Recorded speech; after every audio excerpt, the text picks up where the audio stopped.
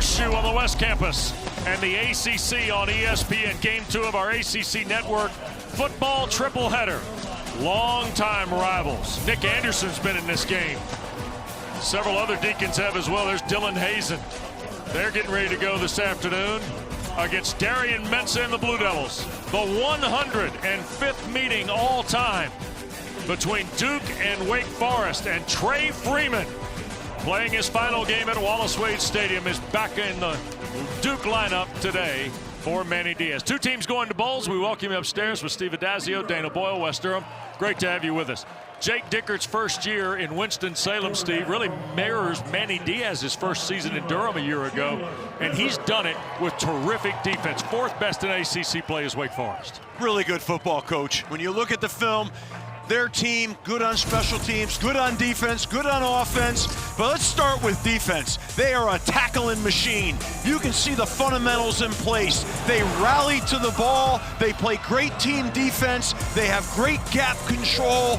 And everywhere you watch, what you see is the handprint of the head football coach and what he's building. Yeah, Dickert's done a phenomenal job. You look at the comparison from last year to this year, and this guy who did a terrific job coaching at Washington State has come to Winston-Salem, taken a strong group of returning players, and added some very, very opportunistic guys from the portal we'll talk about the rest of the day.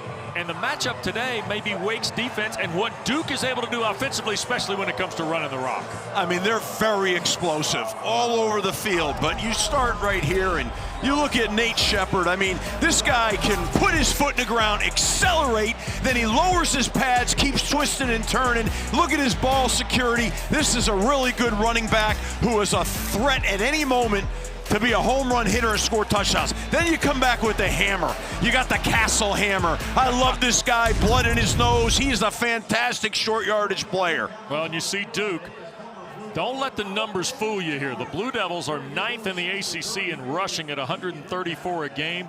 But when you take both these guys and start packaging them up, it's really interesting to watch how much they can expand their offensive game. And Dana, it's also senior day, and there's a local flavor to Manny Diaz's team there. That's right, Wes. Now, outside of the opportunity to go 3-0 in the state, like you mentioned, there's a trio of seniors in VJ Anthony, Aaron Hall, and Trey Freeman, whose journey from Durham to Duke is one to be admired. They're taking the field for the last time in a Blue Devils uniform. Now, they came to Duke committed when Duke had won 0 conference games. They trusted the process. They weathered those coaching changes from David Cutcliffe to Mike Elko.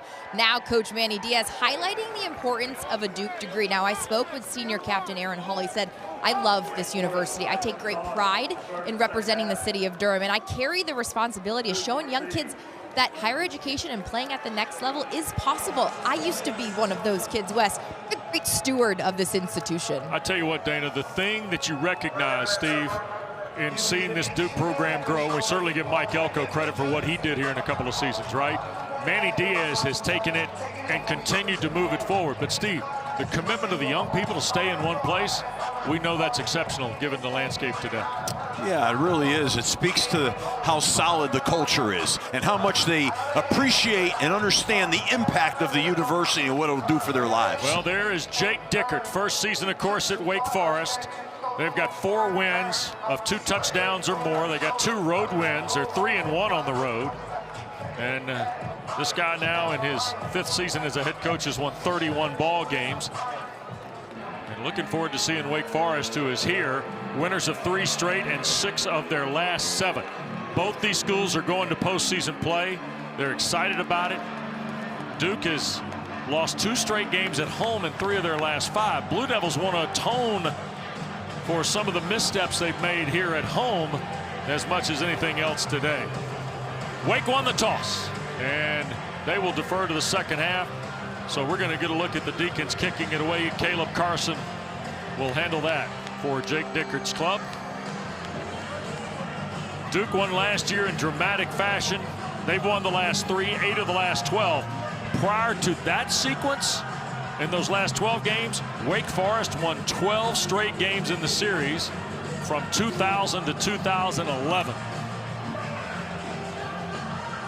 In a battle that dates all the way back to March of 1889.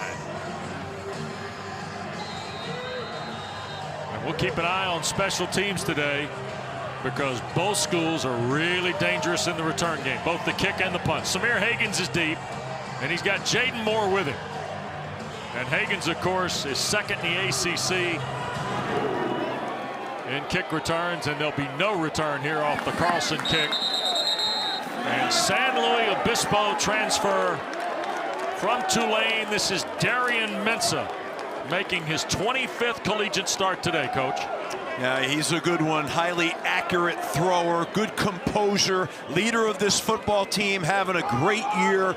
And you got to believe that he's going to have a big impact on this game today. He's got the true freshman Nate Shepard with him.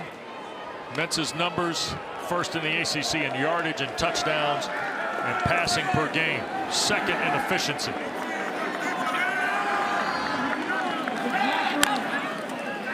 Here's Mensah to throw. Barcade's first catch. Trying to find some room. Wake is right there. And Jaden Loving and Nick Anderson the start. And the stop for Wake. And guys being dudes here, Coach, when Duke has the ball. Well, I'll tell you, they got some dudes. I mean, this Jeremiah Hazley, look out for him. He's a blocker. He's a pass catcher. He's the engine of this offense. He is a really good football player. And on defense, Nick Anderson, been here a long time. Really good tackler, really good run stopper. Two good players here are going to battle against each other. About a yard on the play for Barcade. There's another throw on the perimeter. Here's Barcade the catch, and he'll get to the 30.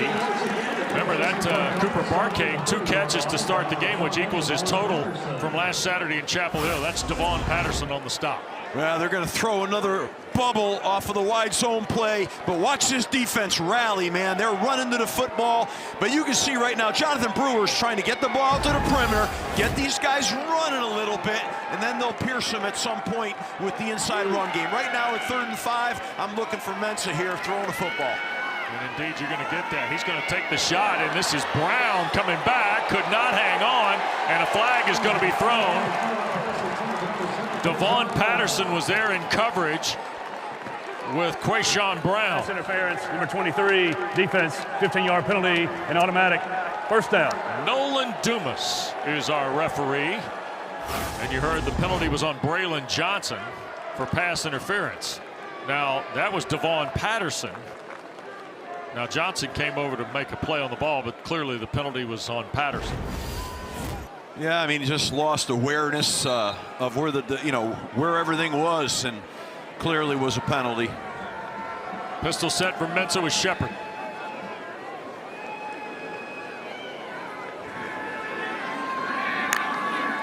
Here is Nate Shepard's first carry of the ball game. Look out, the Nate train. First snap, Coach got a dozen before Johnson made the stop.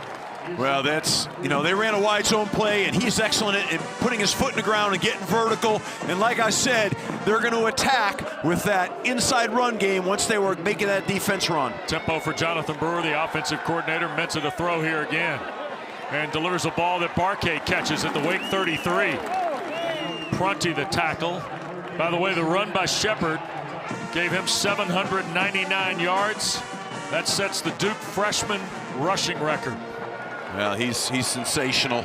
Wes, as we said, Cooper Barcade now already, they're getting him in his game plan. They're getting bubbles to him. Yep. Now they're throwing the ball down the field to him, trying to get matchups on the edges. Look for him to have a big impact here in this football game. But nice field position here early for Duke. Blue Devils also bring Chase Taylor into the ball game, I think, to the far side. Or no, Javion Solomon to the top of the screen. And this is Shepard on the first down run.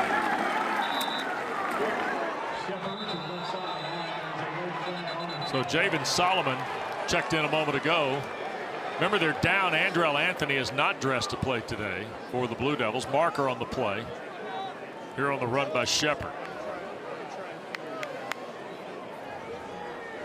There's big Brian Parker in his 32nd start today. Lost his hat. Personal foul, face mask, number 52, defense, 15-yard penalty from the end of the play, an automatic first down. Number 53 for Duke, and they stay in the game as his helmet came off as a direct result of a foul. Dallas Afalava from Seattle, transfer from Idaho. The guilty party at the defensive tackle spot for Wake Forest. Those yards just, they pile on with those penalties, especially down here in the red zone. Now it gives them, good field, even better field position around the 15-yard line. These mistakes can really cost you, but this is a nice drive by Duke. Obviously helped by the penalty, but they're moving the ball well. Blue Devils opened up with 4 straight passes, including the ball that was flagged for pass interference. Now they're going to hand to Shepard. Look at Nate Shepard grind inside the 10. It'll be second down and short here, Coach, and we're watching a Duke team that 2 weeks ago struggled against Virginia. Last week kind of found some rhythm against North Carolina. They sure did, Wes, and they're finding some rhythm right now. They just ran the inside zone play, coming off the wide zone play, so they get the defense to run, but it's a tighter entry point, and they punctured it vertically. Really nice run, really nice play, setting themselves up for a second and medium. And this is a shot, this is a place right here you might see them take a little shot at the end zone here. Tight end 2 receivers to the bottom of your screen. Shepard dances, he'll get to the 5. That'll be enough for the first down. Patterson the stop for Wake Forest, but it's 1st and goal for Duke. I mean, you see that jump cut? How about how quick his feet are? I mean, like lightning. Here's the replay right now of the, boom, look at that jump cut. Look at him get vertical, and again, I'm gonna say it again, look at him protect the football. I love that when a back takes care of the ball down here, beautiful. Casano came up with nothing. The Wake linebacker.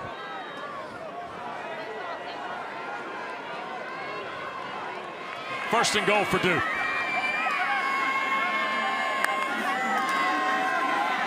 Shepard into a stack at the 4, bounces away and scores. Nate Shepard, his 8th rushing score of the year. And Duke grabs the lead here early.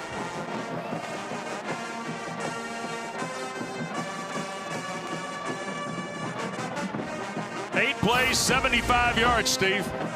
I mean, he gets into the line of scrimmage, gets a little stymied, then all of a sudden it's like he shot out of a cannon and he bursts into the end zone. This guy's feet never stop moving, his legs never stop driving. You're going to hear a lot about this young man as his career moves forward. Here's Polino to add the point. Reynoldson to hold. And Todd Polino, the hero of last Saturday night in Chapel Hill, setting up the game-winning score, bangs it home to make it 7-0. And Nate Shepard has got 8 rushing touchdowns and a freshman rushing record.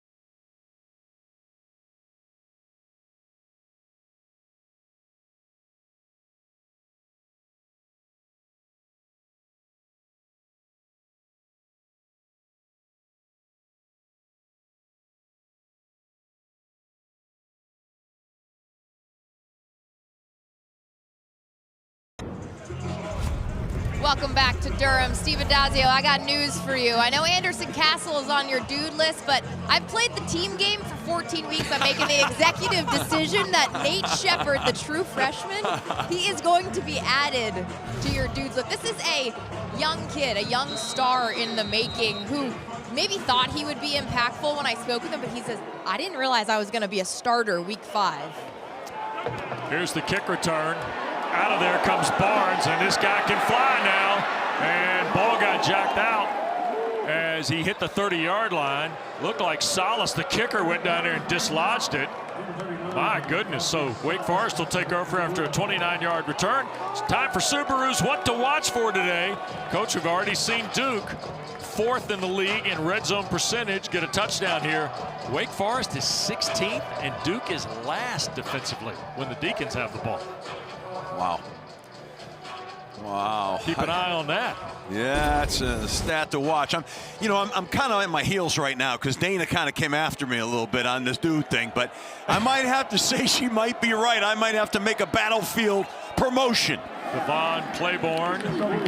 Boy, what a terrific player this kid's been at Wake Forest, playing in his 44th career game today. As you look at Robbie Ashford, the Deacon quarterback. I tell you, he is a dynamic runner. He throws a good deep ball. He is a real weapon. And right now, Wake needs to answer on this drive. They need to show a little offense here.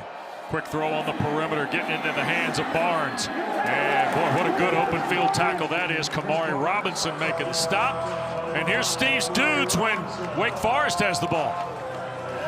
I mean, I love the fact when I can talk about an offensive lineman on the dude list. It's what it should be. Melvin Ciani, I love him. He's a dominator. And, of course, on defense, you've got Wesley Williams for Duke, who they say has got a great motor work ethic and an outstanding pass rusher. Again, and Dana's added the Dana list. We're going to have Dana's dudes. I like that. Dana's dudes. DD. 3rd down, Ashford, and hits Freeman, bounces free, and it's going to be close. They're going to give him the 40, and that'll be a Wake first down. Francois and Green finally collaborate on the tackle. Freeman had the best crack on Robbie Ashford here. Boy, hard running by the quarterback. Oh, yeah. He runs like a running back. I mean, he lowers his pads, runs behind him. He's impressive on tape. He's an outstanding runner, but those hits will keep piling up, and sometimes that takes a toll for him as a passer. Deacons went to bunch look at the far side, now going to reset. Cameron Johnson, the tight end, comes back here to the near side. Ashford wants to keep it on the run. He'll slide up the middle of the field. First down for Wake Forest to the 49 of Duke on the Weaver tackle. 11 yards for Robbie Ashford. I mean, those are 11 impressive yards. He is quick. He, too, look at him put his foot in the ground and get vertical. I mean, boy, I tell you, I just worry about whether he can, how many of those he can sustain in a game. That's wearing, but he's dynamic. Steve, look at his career rushing totals. You see the 1,600 yards. That's really impressive, and you can see why. I mean, you just see it right on the camera right now. I mean, this guy is an impressive runner. Tight end, Falai in motion. Here's Ashford on a boot, back to the far side, and that got knocked down. Francois, the linebacker, does a good job getting a hand in the pass lane. I got to tell you, Wes, that play right there to me, you watch him, to me, he just looks a little bit fatigued on that naked play, that bootleg. And sometimes that's what happens, and it can throw off, your ability to adjust those throws. That's going to be the dilemma for Wake on this deal. But, they're all in, and here we go. Ty Clark has come in to join Devon Claiborne. And they are all set to the left of Ashford. That's Roccanelli in motion for the Deeks. Here's Ashford to his left, looping downfield. That's caught. Ty Clark the catch, and took a big lick from Robinson, but holds on. Inside the 30 to the Duke 29. It's a 20-yard throw, and a pretty well-thrown ball from Robbie Ashford. Yeah, I really like the way he put some touch on that ball. That was off of a read option play, and nice job hanging on to that, because you're going to take a hit on that play. That's shows some real courage and toughness. 12th catch of the year for Clark. came into the ball game with 23 carries in the last 4 for the Deacs. First down give, Claiborne to work, trying to find a crease. Maybe a yard to the 28. The Wake Forest run game, 5th in the ACC at 160, nearly 160 a game. Duke's defense has allowed opponents to crank it up to better than 142 yards a game. That's 11th in the Atlantic Coast Conference. Be interesting to see who can kind of win that game within the big game today. Well, that's the one everybody looks at, right? Can you run it? Can you stop it? Ashford, quick throw, and Claiborne maybe too hot to handle. Blue Devils got back there in a hurry, though. Duke was peeling in there with Aaron Hall, and I believe Wesley Williams on Robbie Ashford. Well, you said it right from the beginning. That ball was hot, man. He fired that thing. Tough to handle those out of the backfield. Now they put themselves on a 3rd and long here, and you know, maybe their mindset might be, let's get half of this back and get ourselves in field goal range. We're going to see here what the thought and the mindset of the Wake staff. Ashford thought about it, he'll keep it. Trying to find a crease, and Freeman chops him down at the 25. Now that was a quarterback draw right there. All he was doing was pump faking it, and then for timing and taking off. So again, that's a good call in that situation when you're saying, okay, maybe we get a first down, but we'll probably at least get half of that and put ourselves in a field goal opportunity, and that's what they did. Connor Calvert, 7 for 9 this year beyond 40 yards. This will be 42 and change to try and get the Deacs on the board. Kick is away by Calvert, and it is good. 42-yard field goal from Calvert. Duke 7, Wake 3. First quarter continues in a moment.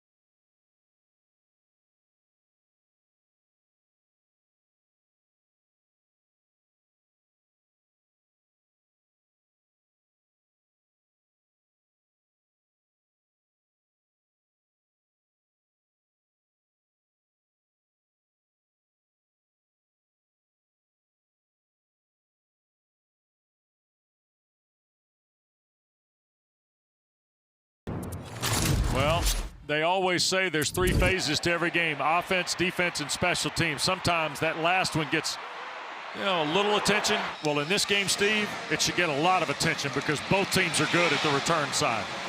No question, they're dynamic and on both sides, both teams, and it changes the field position. When you have returners like that, you can flip the field in a minute. And ultimately, football is a field position game. And so when you're dynamic in special teams, you got a chance to have a good team, and that's a sign of 2 well-coached football programs. That's what it's all about. Gabe Infante is special teams coordinator for Duke. I know Gabe a long time.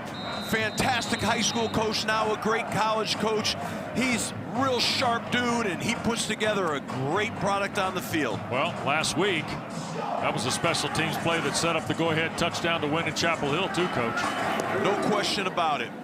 Right at the right time and had the courage to make the call.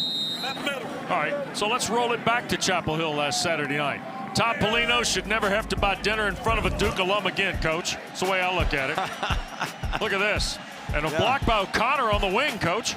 Yeah, I mean, it was well blocked, well conceived. I would have liked to see Polino lower his shoulder a little bit. But then they come back with the hammer man. The hammer man goes right in there, Castle, for the touchdown. Polino could have dipped his shoulder and really been a hero, man. Then I would have said he's not a kicker. Maybe he's got a little something more going, but he's still just a kicker. He didn't lower his shoulder. I think he's doing okay, Dana. Don't you, Polino? I tried to petition with Manny Diaz. Maybe we get him listed as athlete on the roster, but let's not forget, Todd Polino actually had to win his job back, so big gutsy play by him last week. Here's the give, and right away, Wake Forest, quick adjustment. Ibiraba, a transfer from Georgetown, and also Aiden Hall in there to make the stop. You know, that was on Nate Shepard. You know, I was thinking, Wes, Dana wants to start having dudes now. Oh, geez. Does that mean she's going to get a cartoon caricature like me? No, sir. No. That's an exclusive right there. All right, Dana's probably happy about that. There's a word that they're putting those on T-shirts in some places. Yeah, well, that'd be a hot item, I'm sure. Second down and 11. It was a loss of 1 on the play by the Deeks. Here's Ashford, or rather, Mensah gets it to Shepard, and he's tackled going up the near side by Karan Prunty. It'll be a first down, though, on the throw from Darian Mensah, who had to find through traffic, Steve, the throwing lane here. He did a great job of finding the check down and bouncing off contact, and then Dana's dude does the rest. I mean, he catches the ball, and he's up the sideline. I mean, this guy's dynamic. Wow. Ball at the 37, 1st and 10.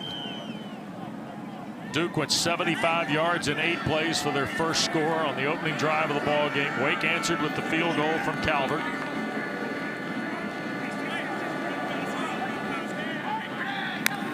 Deacons show pressure. They hand it to Shepard, and he cannot break away. Good pursuit. That's Jaden Loving, the transfer from Western Kentucky. 6'2", 317, who's had 17 tackles and 2 behind the line in his last 4 ball games, coming to Durham today. Well, they brought Nick Anderson down in the box on that last play, and in the pressure, and they just loaded the numbers on Duke. There's a guy that Jake Dicker called Captain America this week in our visit with him. Anderson Castle in the running back spot. Mensah wants to throw. He'll shoot it to Hazley. Flag is thrown. Catch is made at the 40-yard line. Pass it's going to pick up about 4 yards, but the marker in the Duke backfield. Personal foul, roughing the passer, number 10, defense. 15-yard penalty from the end of the play, and automatic. First down. Gabe Kursky's a transfer from Colorado State. Oh, yeah. That'll do it. Hands to the helmet. You can't do that. That's an error in judgment. He's trying to play hard. That's all that was, but that's a penalty. So both Duke possessions here, Steve. Pass interference on the first drive. Now Yeah, I mean, the penalties kill you. You know, they're no talent deals. I mean, they're just focus and concentration. 3 penalties, 45 yards already on Wake Forest.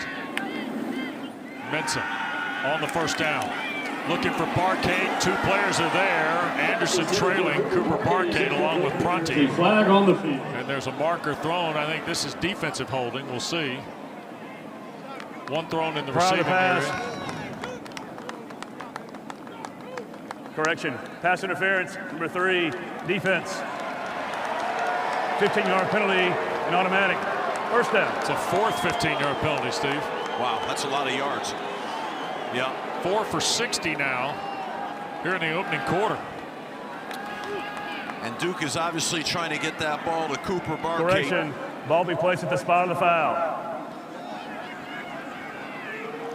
Well, that makes it even more than 60 yards, I think. Those are chunks now. Those are just chunks for the offense. You've got to eliminate these penalties.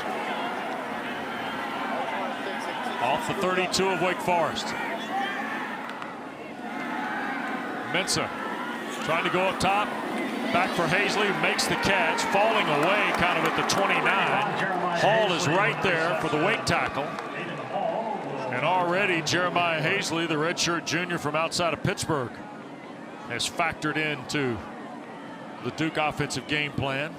He's a dude, and you can see the way he caught that ball, but that was a heck of a tackle too. Is just really great job by Aiden Hall. I mean, strong, because it's hard to get Jeremiah Hazley on the ground. Shepard's come back in. Quayshawn Brown coming here to the bottom of the screen with Chase Tyler. They're going to hand to Shepard, and he'll be close to a first down. It'll be 3rd and about 2 for Duke. I mean, Blue Devils are developing both the run and the pass here in their second possession. Yeah, you know, they're running at will, but he just skated Nate right over a defender. He was on the ground. He sort of just like lightly jumped over the top of him. Castle comes in the ball game. 0 Landon King also into that Duke huddle. Last week we saw the Blue Devils get into some 2 tight end stuff. Here they are again. 2 tight ends to the right, 2 receivers to the left on 3rd and about 2.5. Play fake to Castle. Here's Mensah looking, and it's Castle wide open.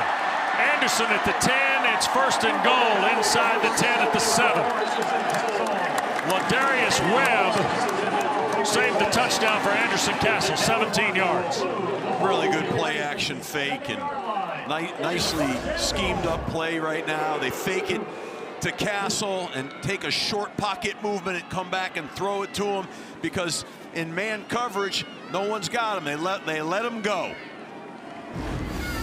Mensah's perfect so far today. 7 for his first 7 for 54 yards. And Duke with 1st and goal to go here. I tell you what, if I'm Duke right now, I'm just sort of keep hammering at him in this run game. Castle. And he will twist to the 3. Patterson makes the stop. And you said it, twist. I mean, this guy turns and drives. How about the 1-2 punch here with Castle and Nate Shepard? I mean, look at this run by Castle. It's impressive. You know, it's a real change-up deal for the defense now. These are 2 totally different styles of running. 3 receivers bunched to the bottom. You see Barkate furthest away from Mensah. And here is Barkate, and they try to get it to Higgins on the perimeter. That's a terrific play by Webb. They take Higgins down back at the 4 here. Little pivot route, but I'll tell you what, Webb is a strong tackler. Puts him right down on the ground. Because that was a nice little route combination, but this Wake Forest team, I mean, they are exceptional tacklers, and that's really impressive to watch. 3rd and goal here, Coach. Yeah, it's 3rd and goal. It's a passing down situation, I would think.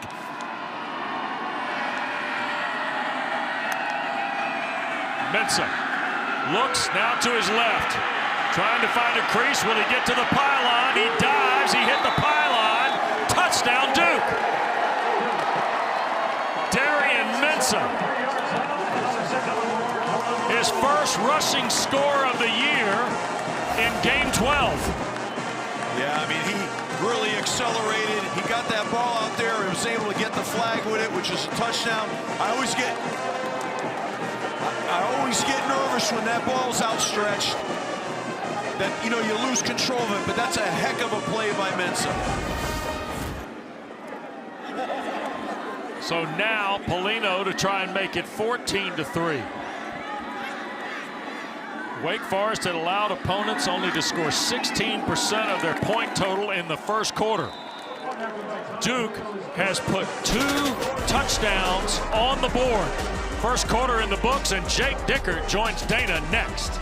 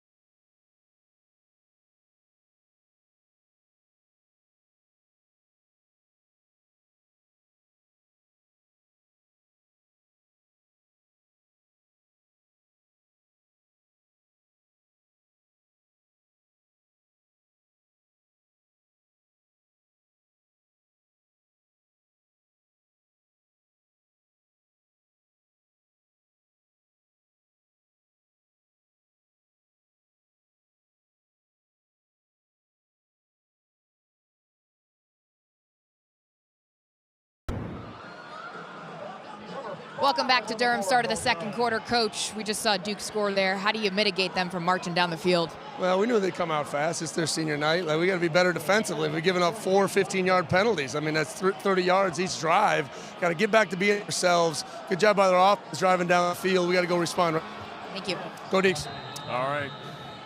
The penalties have really come home to haunt Wake Forest in these first couple of possessions. No return here. Deeks will scrimmage from their 25. Steve, they got 58 yards in penalties, 41 yards of offense. Yeah, penalties are killers. Pass interference calls, roughing the passer call. I mean, these things are just going to take the life right out of your defense. And they're not talent issues, Wes. Those are focus. I keep calling them. No talent issues. Got to go away.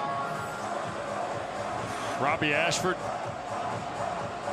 2 of his first 4 for 25 yards.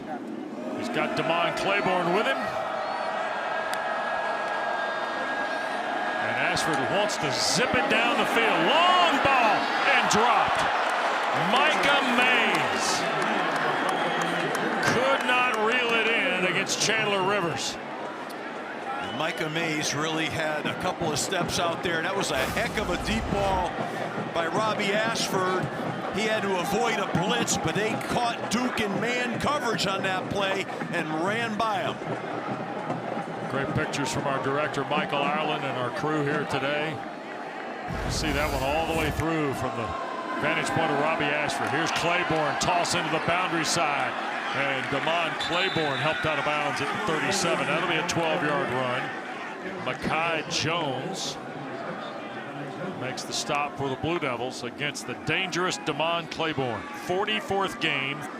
Comes in with 545 carries, 2,541 rush yards for Damon Claiborne. Here's Ashford on the keep, and he runs right into Mergat. Interesting little play there. They ran a little, they got in quads, put 4 receivers to their right, and then came back with a read play, and he pulls it. He should have plus numbers on that thing. Only got a few yards, but the scheme was good. Robbie Ashford digging in on Luke Mergat after the play, Coach. That's a matchup.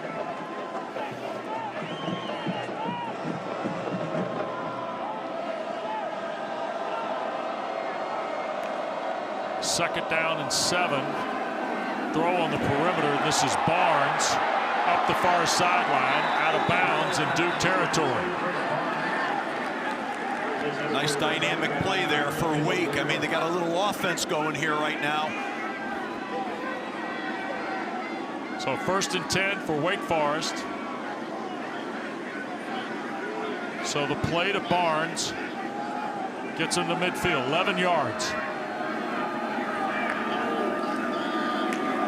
And Claiborne trying to find a crack in the wall, and Duke's defense does for 4 there.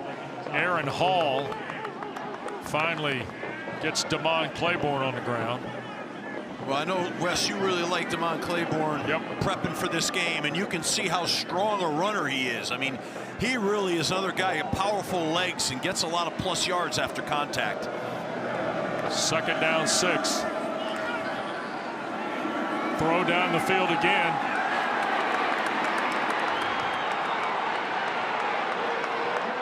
Yeah, he did not leave himself much room for the quarterback to drop the ball to him.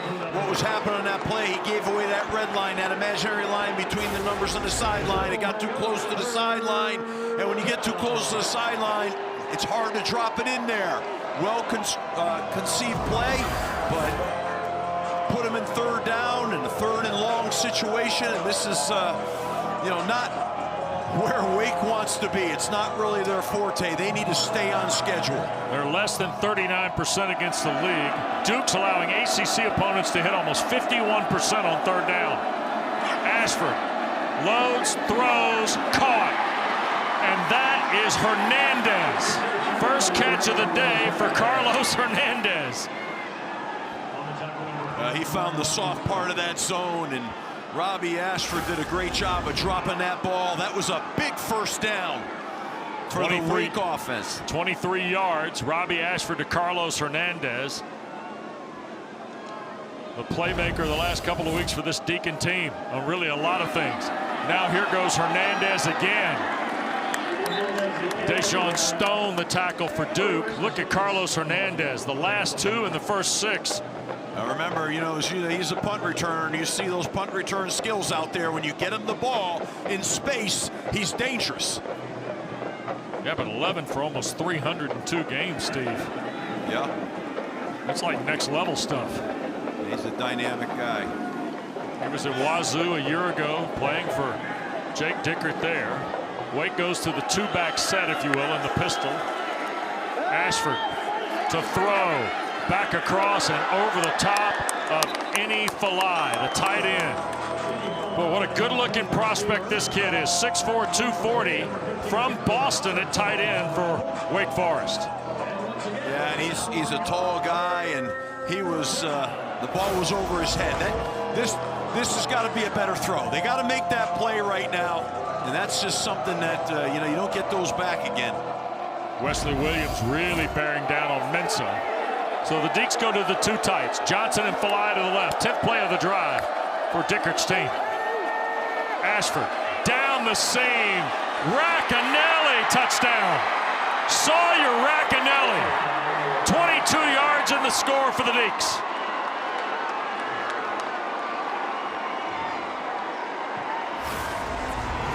Really good job right here, hitting this slot receiver in a little seam route. And just dropped the ball in there beautifully. Well thrown.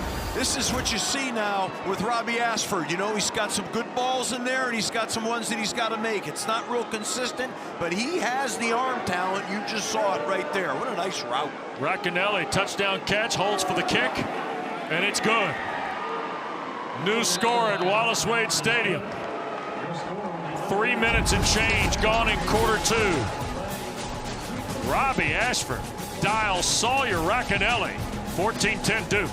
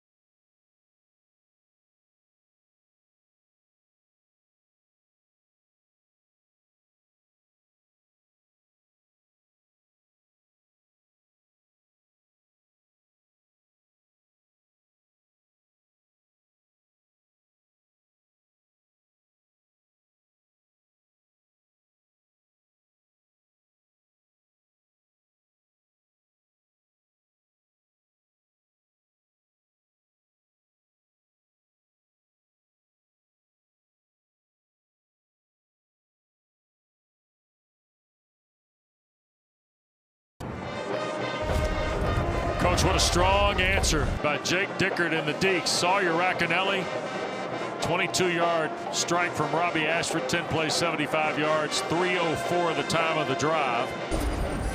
Racanelli only had 4 catches in his last 2. Well, that was desperately needed, and you know, the momentum is captured back. We got us a ball game here in this second quarter. Let's see how these defenses, if they can start to stop the bleeding here a little bit. Higgins may get a return here. Samir off the 7. Trying to find a crease here to the near side. Here goes Higgins, and he got spun around. Could not keep his feet shy of the 30-yard line. Blue Devils will have it back and a 4-point lead next.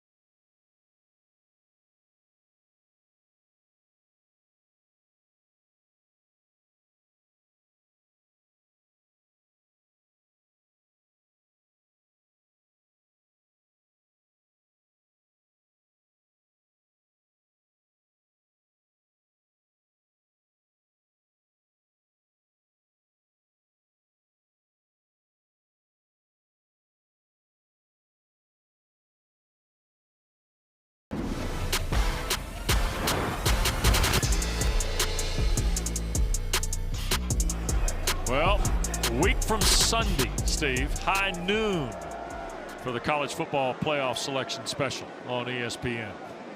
Much anticipated. Oh boy. A lot of college football fans out there fired up to see what's going to happen.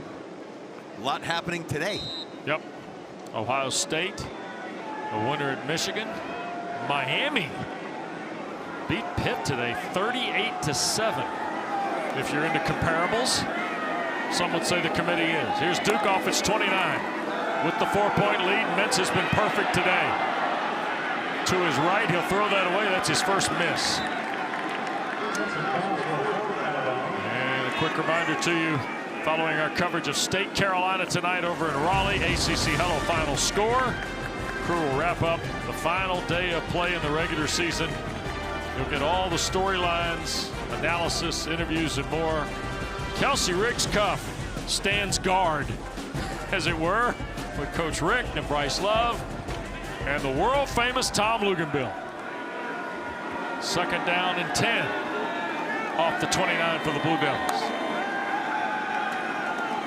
That's a pressure, got to deliver it, does, and unable to hang on is Quayshawn Brown. Braylon Johnson had him wrapped up on impact.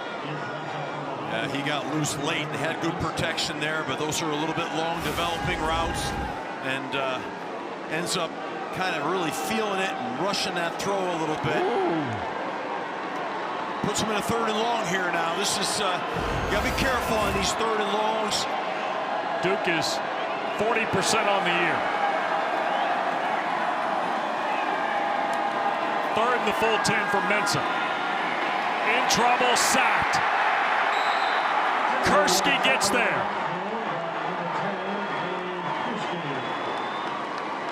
I mean, what they did was they brought a simulated pressure and confused the protection a little bit, ran right around the right tackle, Brian Parker, and, sacked him. That's a big sack now. That's a loss of 10, and it's going to give Wake better opportunity for field position. And let's not forget about the fact, Wes, that who's back there as that punt returner right now. Yep, 3 and out. He's dangerous now when he has the ball in his hands as a punt returner.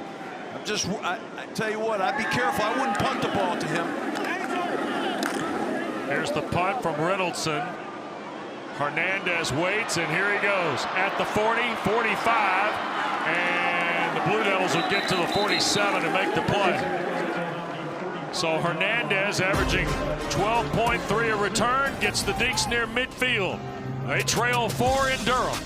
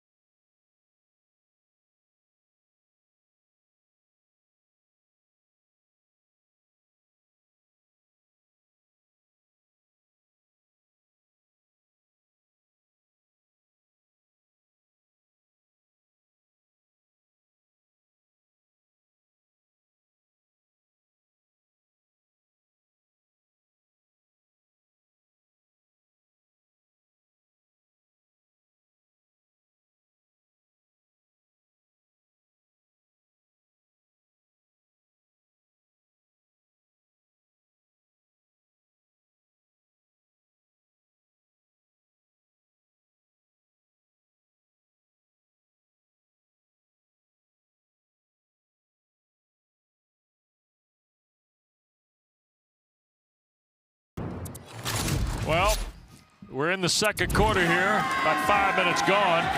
This is Duke's opening drive. Nate Shepard punched down a 5-yard run. Blue Devils on the board. And then on their second possession, Darian Mensa's first rushing score of the year here, Steve.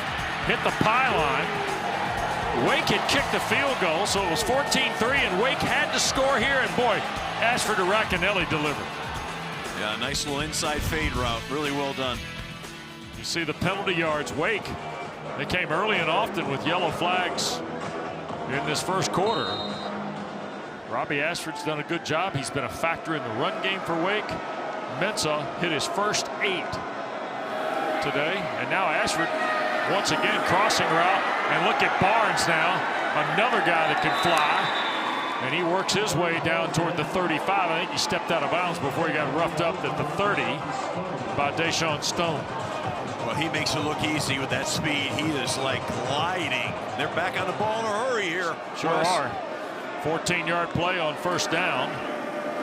And look at Ashford. He'll just tuck and fall at the 35. Josiah Green was there. It's a nice little scheme by Duke where they had a little twist in there and came back on the back door to play. It's a nice play. That puts Wake in second all again. I think Wake is a team that really wants to stay on schedule. So when they get behind the chains, 2nd and 11, that's not really where they excel, right? It puts them more in a passing situation here. Possibly a quarterback draw again. Possibly a quick screen, but not where they want to be. You see they got Clark and Claiborne together again in the pistol. Here is Damon Claiborne. Hesitates and now will dive inside the 30 to the 28. Kamari Robinson there. It'll be 3rd and 3 after a 7-yard run by Claiborne. Yeah, I mean, that was a nice job of getting a lot back, put him in a manageable situation. They caught Duke. Duke brought internal pressure with the linebacker, and they got the ball tossed outside really quick. That was a defense designed to stop an inside run, and they hit an outside run. So 1 for the offense. 3rd and medium now. Look for the quarterback with his legs if things break down in the passing game or a possible QB draw. Deeks are 3 of 4 on 3rd down. Ashford, quick throw. Falai, the tight end, 1st down. Any Falai, the catch to the 23. Kendall Johnson, redshirt sophomore,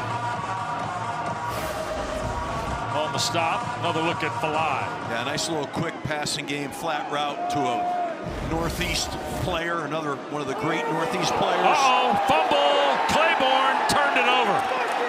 Duke fell on it. Looks like David Anderson might have recovered this. Ruling on the field is a backward pass, And recovered by it the is. defense. 1st down, Duke. So the turnover by the Deacons in plus territory.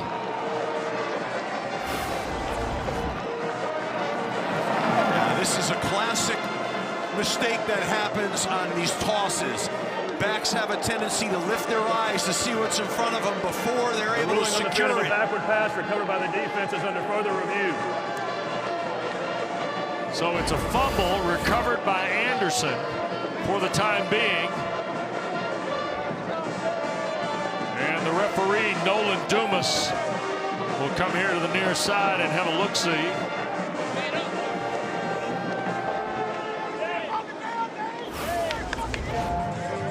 Steve, the question is, was it a backward pass or not? And the ruling on the field here might be tough to overturn. I don't know, it's close. It's close. Here's a good look. He looks like he's behind him. Yeah, sure does. Well, it looked like Burkott had it dead to rights. And then Anderson, the big fella from Hampton. You just got to see those balls into your hands. He looks, I don't know what he's yelling and screaming about there, but Damon Claiborne is fired up. After review, the ruling on the field is upheld. 1st down, Duke. So they end up running 5 plays, and now the first turnover of the ball game.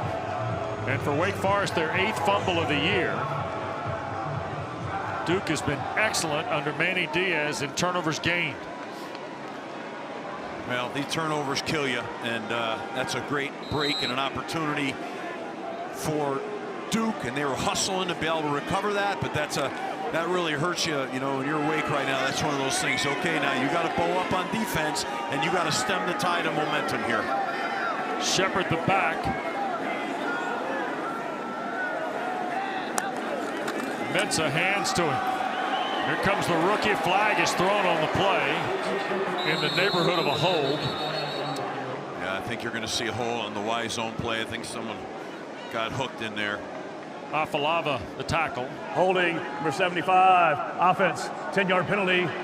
Replay 1st down. Bruno Fina. Guy came from UCLA, who's they really feel is a really good player. He gets outside, 2 outside, and he hooks them. That's what I saw on the tape. Really, you know, you take a wide departure as an offensive lineman when you're running the wide zone play, but the defender kind of fell inside. That's what caused him to hook him. Good of you not to pin our spotter, Eric Fiddleman, didn't you? Showed me how that looked there a moment ago. Appreciate you doing that. 1st down and long out of the penalty. Going to try and pick up some yards with Shepard. Boy, Wake is really starting to rally up on defense here. Aiden Hall led the gold helmets. Quick reminder to you, coming up tonight following our coverage here in Durham, we'll take you down the Durham Freeway, hook a left on I-40 and go down to Edwards Mill, hop off the exit there and right into Carter Finley Stadium. State, Carolina, presented by Serve Pro tonight. Chris Cotter, Max Brown, Ashley Stroline, ready to bring you the pack and the heels. Well, the Blue Devils right now have a 2nd and 15. That's not ideal, so I would look for a throw here. Oh, they're going to hand it off. Yep, Shepard slipped down, too. Be measured at the 20. It's a loss of 2 on the play. His feet are so quick. I mean, it's like he lost his footing, but holy moly, is he fast. Look at Mateen Abiraba here. He got pushed around by Bruno Fina, and Shepard, the grass gave way. So now 3rd and very long. 15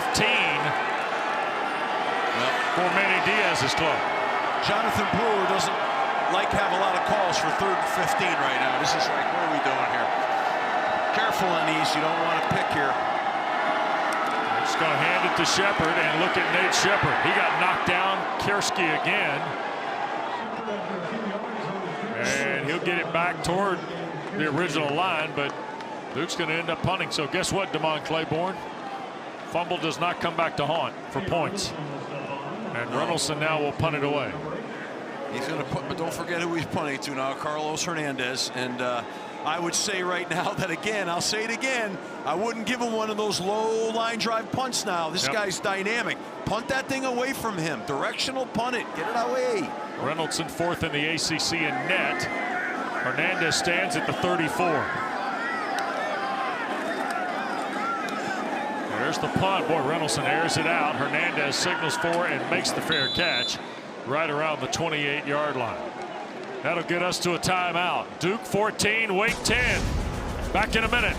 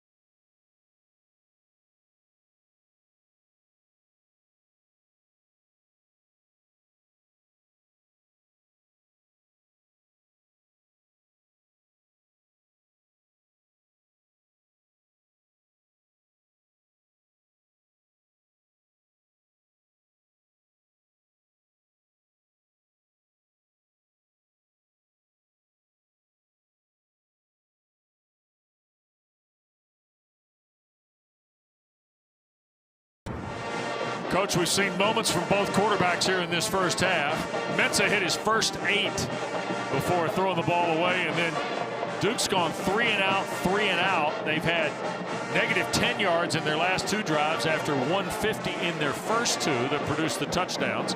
Wake seemed to kind of find their footing really with both sides of the ball, it feels like, here in quarter 2. Yeah, I mean, they're certainly having their moment, but not now. I was going to say, not now. Not now, Dana. Well, a very frustrated Damon Claiborne on that last series, guys, on the sidelines. He's yelling at himself. He's not making dumb mistakes. Now, it'll be critical. Ken himself, he's a veteran player. They're going to need him. Well, Dana, he's over there smashing his helmet on the ground, you know, earlier, and that's never good. You got to control yourself. A lot of ball left to play here. Veteran guy, Damon Claiborne. Ashford to throw after the loss of 9. Oh my goodness, up the ladder, Sterling Burkhalter hauls it down at the 29-yard line. Bryce Davis there for Duke. This was a laser off the hand of Robbie Ashford, Steve. It was, and it was climbing, you know what I mean? Nice job of getting some elevation to catch that ball. Put him in a 3rd and manageable here, 3rd and 4, kind of a more friendly 3rd down. Wake needs to be able to convert this to get a little momentum. Duke is going to give him that 5-man up look to try to get singular deals and protection. Ashford to his right, trying to turn the corner, and he will dive. And we're going to see where they spot this. He got angled out by Vincent Anthony Jr. It's going to be a yard short. Head linesman puts the foot down at the 36. I thought he had that, but I took. See the replay here. Huh. Wow. I'm surprised they didn't take a look at that again, but you got to go for this 4th down here. Yeah. Got to go. Yeah, I like the thought process here of Jake Dickert. And take a timeout. You like that, Steve? Yeah, they did look like they were having some personnel issues trying to, you know, match up what they wanted to do here. So 4th and a yard or less here for Wake Forest, who's 11 of 19 on the year, going for it on 4th down. Don't forget, after State Carolina tonight Prior over to Raleigh, Wake Forest calling a timeout, replay stopped the game to review the previous spot. ACC Huddle final score comes your way. Kelsey Riggs Cuff and the crew, the full breakdown. Already winners today. Miami 38, Pitt 7, Louisville 41, Kentucky nothing. And then Clemson a winner in Columbia over South Carolina 28-14. You heard Nolan Dumas say they're looking at the spot in review here. Yeah, and you know, here we go again. How many plays have we seen today where the foot is inbounds, the ball gets reached, whether the ball, you're controlling it, where the ball breaks the plane, Steve, right? Yeah, I think he has control of the ball.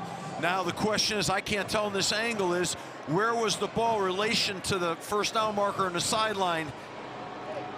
I mean, right there, it kind of looks like he's got it. Looks like he's in bounds. Yeah, I mean, I think he's in bounds. I think he has it, but, you know, is that the best angle? I don't know. But, right, you know, they stopped it up top, so they saw enough to make them want to really look at that. Not going to be surprised if they overturn the call on the field. No, I won't be surprised. That would, you know, make it a 1st down for Wake. Enjoyed our visit with Jake Dickert this week. Of course, he's 4 seasons in Washington After State. review, the ruling of the field is upheld. Well, 4th down. So there you go. Don't trust the people up here. No. Like in this booth. I know, that's what I'm saying. The people down the hall maybe, but not us. What you couldn't see up here was, that's right, if the ball, where was the ball relative to the sideline? That's what we didn't have an angle for that. But hey, we got a 4th and short call here. You like this? I like this. Yeah, I do. Yep. And, you know, I think the question now is the quarterback keeping the ball, or is Claiborne getting the ball here? I think it might be the quarterback. It's Robbie Ashford, and he won't get it. Robinson finishes the drill that got started by Vincent Anthony Jr.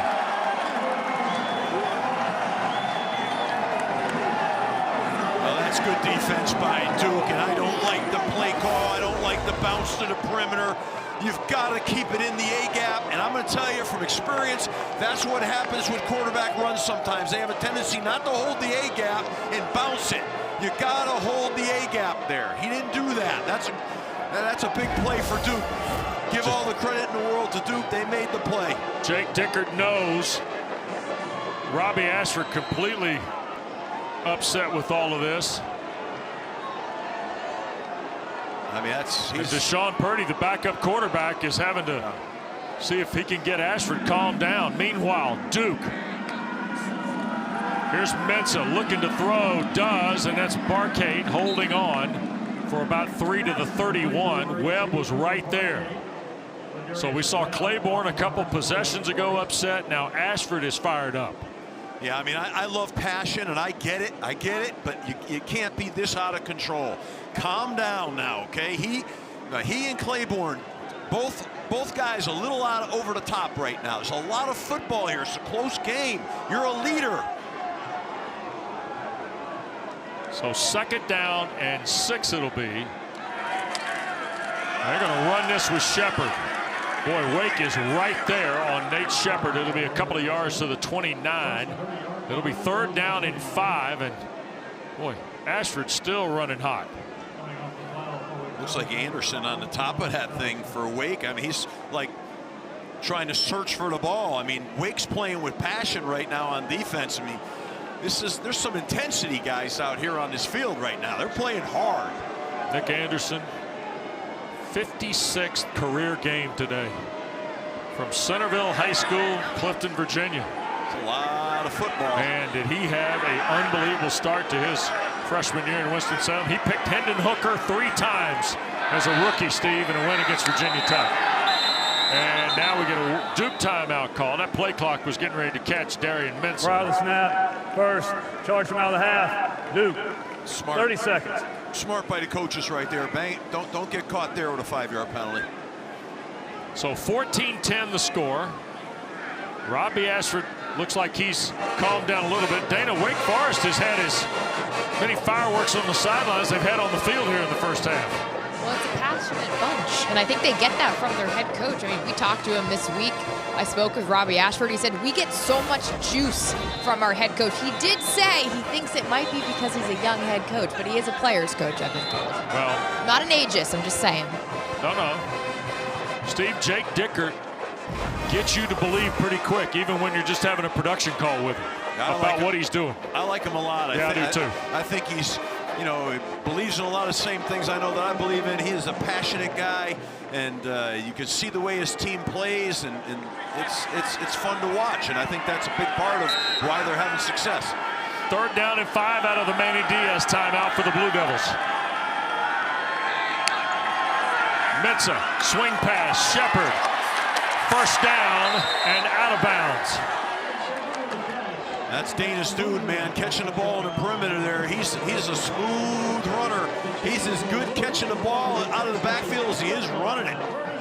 9 for Shepard on the pass. Yeah, nice pass. Look at him catch that thing with his hands and just gets that 1st down. He is a weapon, man. It was the middle of the season. Duke's playing at Syracuse. The day before the game, Manny Diaz said, we're going to play this young guy, Nate Shepard. We're going to let him have the ball a couple times. They have not taken it away from him since. They got to find there. That's Yep. 2-minute timeout. This is the 2-minute timeout. 14-10. Duke seeing if they can't add to the total here before halftime.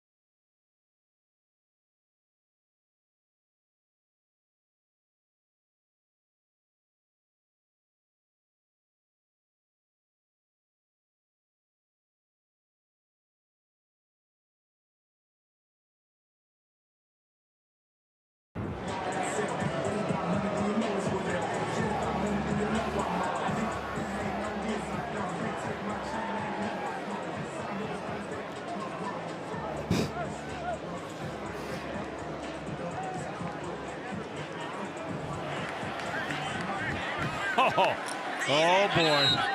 Oh, boy. Rick's been talking to AI. Adazio operates with Chat GPT. I don't know about that kind of stuff with you guys. Here's out of the timeout, the 2-minute timeout. Shepard. Not much there at all on first down. Kurski makes another play off the edge. And now the half. Wake Forest. Wake will use the timeout here. You see our game summary. Deacons have got 155 yards.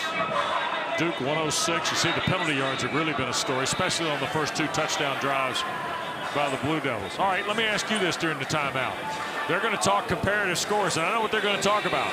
The way Miami beat Pitt as opposed to the way Notre Dame beat Pitt 2 weeks ago. Should that factor into what that committee announces on Tuesday in the college football playoff rankings, Steve? Yeah, it all factors in.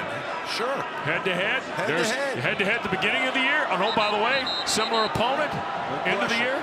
Put him in. Put him in. Yeah. So there we go. We'll see.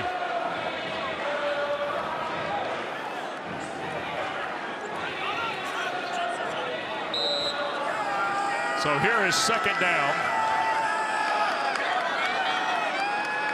In motion goes Brown.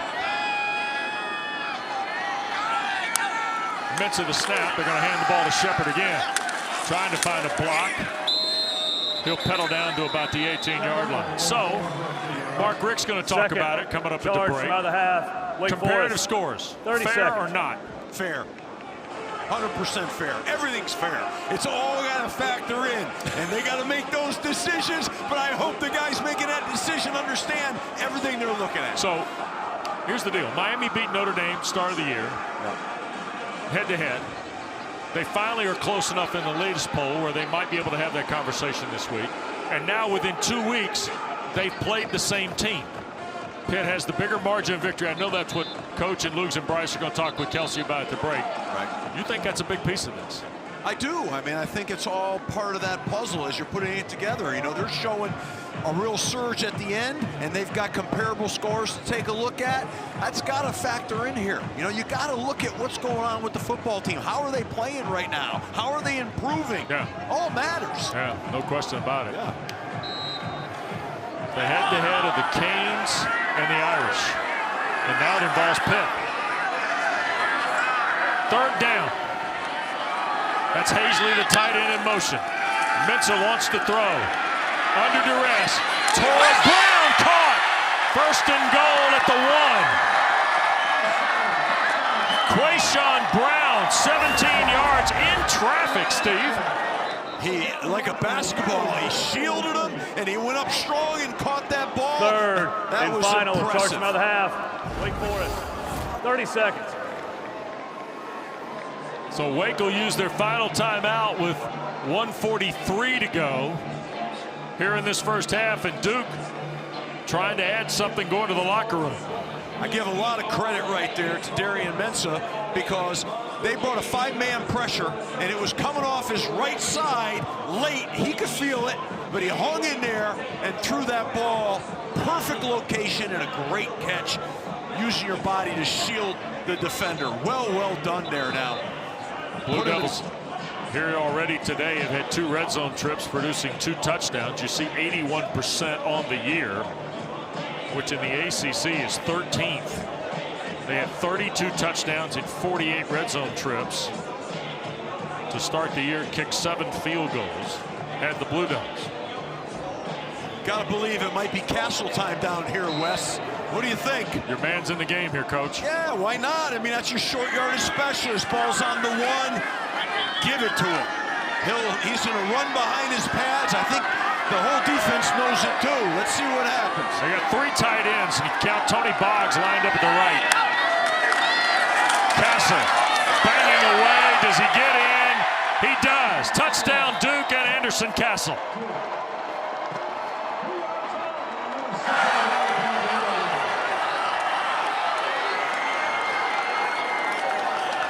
So Wake went for it on 4th down, failed to convert, and now Duke has responded in 7 plays. Look at his leg drive on the replay, man.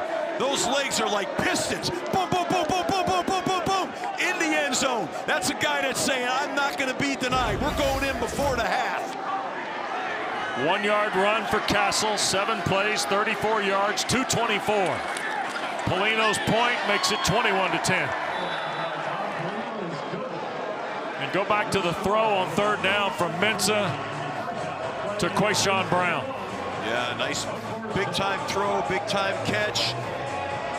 Play they needed to get him inside the 5s. Get in the end zone. Watch my guy. Look at him. Look at him.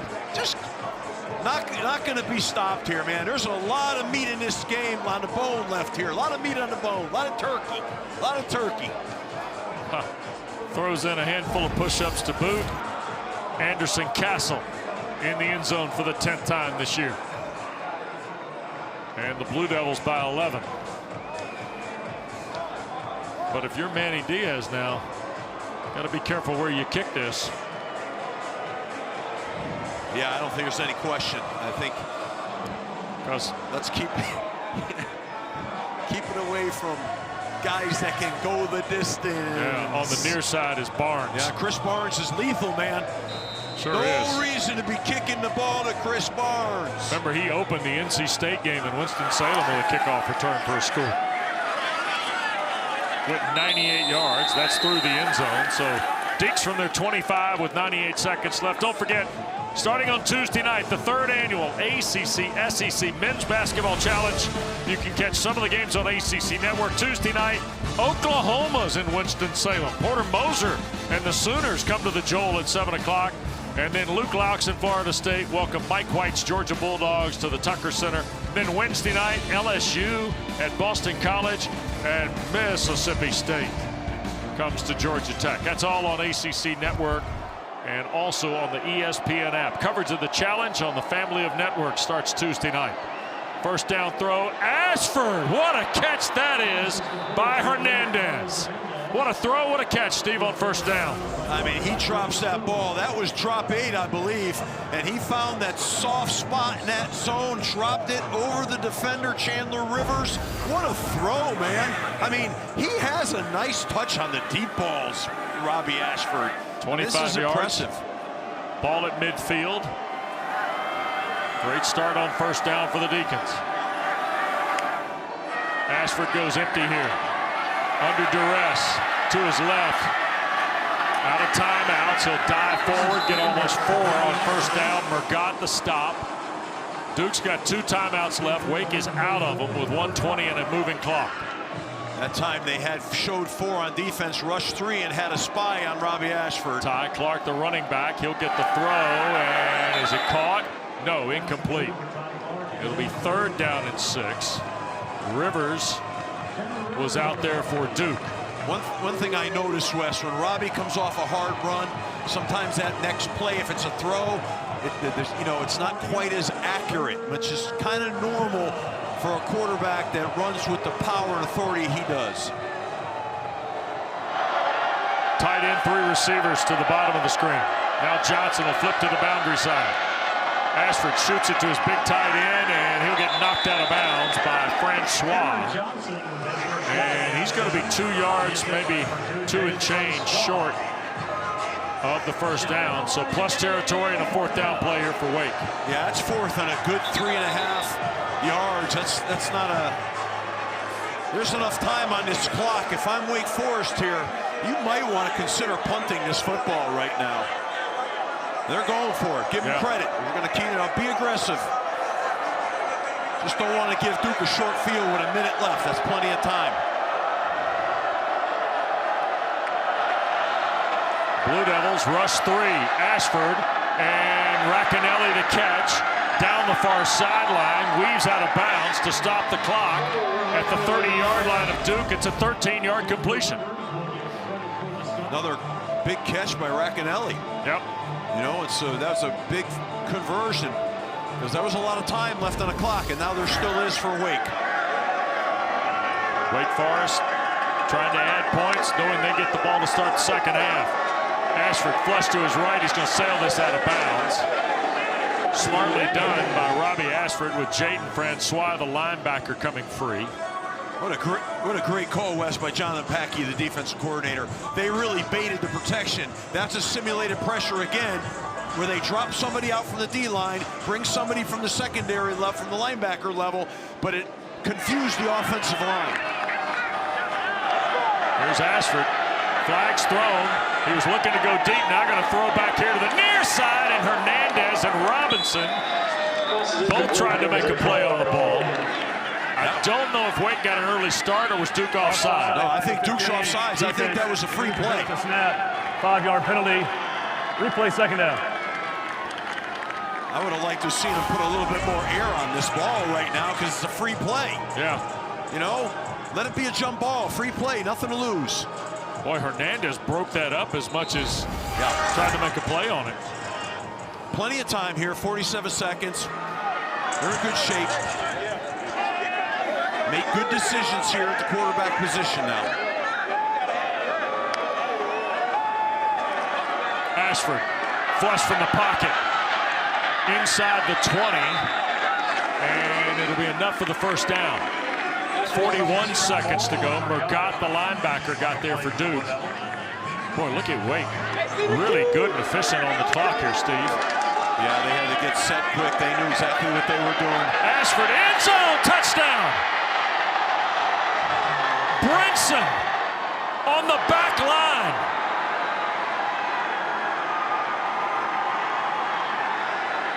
Wow. What a throw. What a throw. What a nice catch, too. But that throw was, wow, it was on the money here. Good protection. He steps up and he rips it. Look at that. What a catch. Oh, yeah. It's well executed. What a big score before halftime. Good clock management. Robbie Ashford's 12 of 19 for 172, and now his second touchdown pass. Give him a lot of credit. And Wes, I believe they get the ball to open up the second half so they can get a twofer. You know, that was big. Really, really big there. 8 plays, 75 yards, 69 seconds on the Wake touchdown drive. And Robbie Ashford throws it to Karate Brinson, redshirt senior from St. Louis, who made a terrific catch. It's a couple of really nice throws by Robbie Ashford there. I mean, Duke went down and had a nice drive themselves and scored, and Wake just went back down the field. I mean, a lot of poise. There's a lot of fight in both these teams. I'm impressed, and it's fun to watch, man. Hope nobody goes anywhere. We're going to have a heck of a second half here. So Caleb Carlson to kick it away. Samir Hagans is deep, and fair catch is called for and taken by Hagans. Well, Robbie Ashford's kind of been to both ends of the spectrum here in the second quarter. Remember the fourth down stop Duke made? He was running full tilt when he got back to the bench area. But Steve, to your point, regained enough poise, knew he had a chance to lead his team. Yep. Beautiful touchdown pass to Brinson. He's a competitor. He's got a lot of fight in him. You can see that. A lot of passion, a lot of heart. That's kind of, you know, that's kind of Doodley, man. That's a Doodley drive. Deacon's got 5 plays in this first half of 20 or more yards. And the last one right on the 20 number for the score. Don't count Duke out here with 29 seconds either. I mean, with this quarterback. 2 timeouts, get it to Shepard in space. Nate Shepard's got 10, and Nate Shepard's got 14, and he goes out of bounds with 21 seconds left. How about that speed, huh? He can really roll. Get him the ball in space. Afalava and Abiraba make the tackle for Wake Forest on the cat quick Nate Shepard. I want to say quick more than fast, Steve. The quickness aspect when he gets in traffic is really impressive. The speed aspect's there too. Yeah, he's a smooth, fluid guy. But he's made a lot of plays catching the ball in the backfield today. Still the 2 timeouts remaining. Diaz. Quick throw, that's Hazley the catch. He'll get toward midfield. I think that was Casano that knocked him out. He's such a sure-handed receiver. I mean, that's why I said 29 seconds, there's 16 left now. Don't count them out for points now. How many more yards they have to get here, field goal range? You know, maybe another 20, maybe 15. Take a shot with it. 16 seconds. You probably got 3 plays. And now we got ruling on the field if the runner was short of the line to gain is under further review. Oh, okay. So I don't even want to say what I think, because we were wrong last time, you know, Wes. I kind of thought maybe he got there, but I mean, I don't know. So Duke, by the way, the Blue Devils, Steve and Dana, are playing for try and win the state title today in the ACC. The 4 North Carolina schools. Now this is I say fictitious award, but people around here take it pretty serious. Duke's trying to win the state title, games against State, Carolina, and Wake Forest, for the 2nd consecutive year, and Steve, in doing so, would win the state title in back-to-back seasons for the first time since 1961-62 if they're able to beat Wake Forest. It was about this time of year, 25, 30 years ago, they used to play something called the Big Four tournament, basketball. It was not conference games. Duke, Carolina State, Wake, they'd alternate on Friday and Saturday nights. It was usually the weekend after Thanksgiving, to be honest with you. But they still have the state title in football. You know, like you have the Lambert Trophy when you coached at BC, right? Northeast football. Right. After review, the runner was out of bounds at the 48.5-yard line. It'll be 2nd down. The chains need to be reset from the 39 to the 49-yard line. All right. So they get the chain set up, out of bounds for 3rd and short. He said the 48.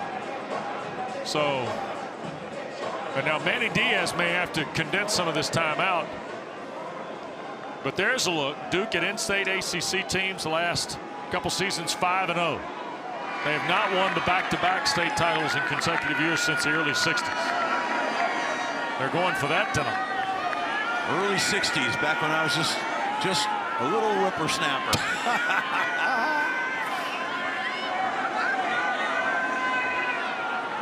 After all that, I guess they got a little closer to a first down, but I don't know a lot about a little. Well, remember now, Nolan Dumas, they got to get the game's got to get, the maintenance on the game has to take shape. And now here's Mensah. 2nd and 1. Clock won't start till the ball is snapped. Wake brings 4. Mensah in trouble. Can't take a sack. He'll flip it down the field, incomplete. Cassano was there defensively, but it was Langston Hardy who was pressuring Mensah. Yeah, I honestly, I don't think Mensah managed that very well now. You know, burned a lot of time. A lot of time. The ball's got to get out. You got to have a clock. You cannot hang in there like that. And I think you want some quicker routes happening a little faster. Yep. Give him a chance. Don't leave him hanging in that pocket. They still got 2 timeouts. It is 3rd and inches. Well, now they're fighting the clock in amount of plays. They might be able to get 2 plays here, and 2 short plays to maybe give them a crack at a field goal. But the ball's got to come out here. Polino's longest is 53 yards a year ago against UConn. Here's Mensah in the pocket again and overthrows Barkate. 3 early catches for Cooper Barkate today, Steve, and that's been it so far. Yeah, I thought they were off to targeting him pretty well, but it's gone a little quiet for him. Yep. And they need to get him back involved in the game. He's too good a football player. Yep. Too sure-handed a receiver. Held to just 2 catches last Saturday in Chapel Hill. Comes into the ball game. He's got 55 on the year. He's 3rd in the ACC in yardage entering tonight, and 1st in touchdowns with a half dozen. Now they look like they're lining up for the Hail Mary here. Let's see. We're going to get a chance to see the arm strength. We've seen Duke do this, Steve, at Clemson. Here's Mensah up in the pocket, down the field, and this is Brown at the 25 and tackled there. Brought down by Miles Turpin, and that'll send the teams to the locker room. So Wake gets the final score on the throw to Brinson from Robbie Ashford. And we got ourselves a 4-point game. Duke 21, Wake 17. Off to our ACC Network studios, here's Kelsey.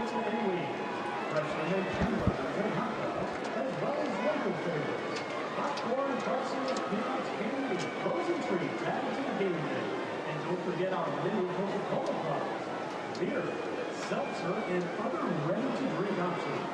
Credit card only, and your purchase supports local charities that volunteer at the concession stand.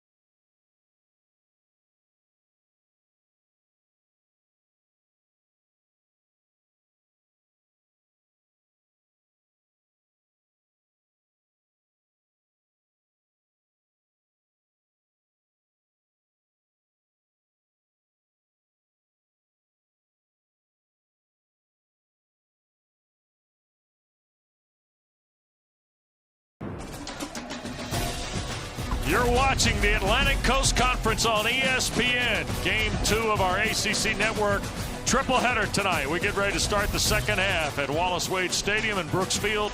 Duke 21 and Wake Forest 17. Welcome back upstairs. Steve Adazio, Wes Durham, Dana Boyle in just a moment.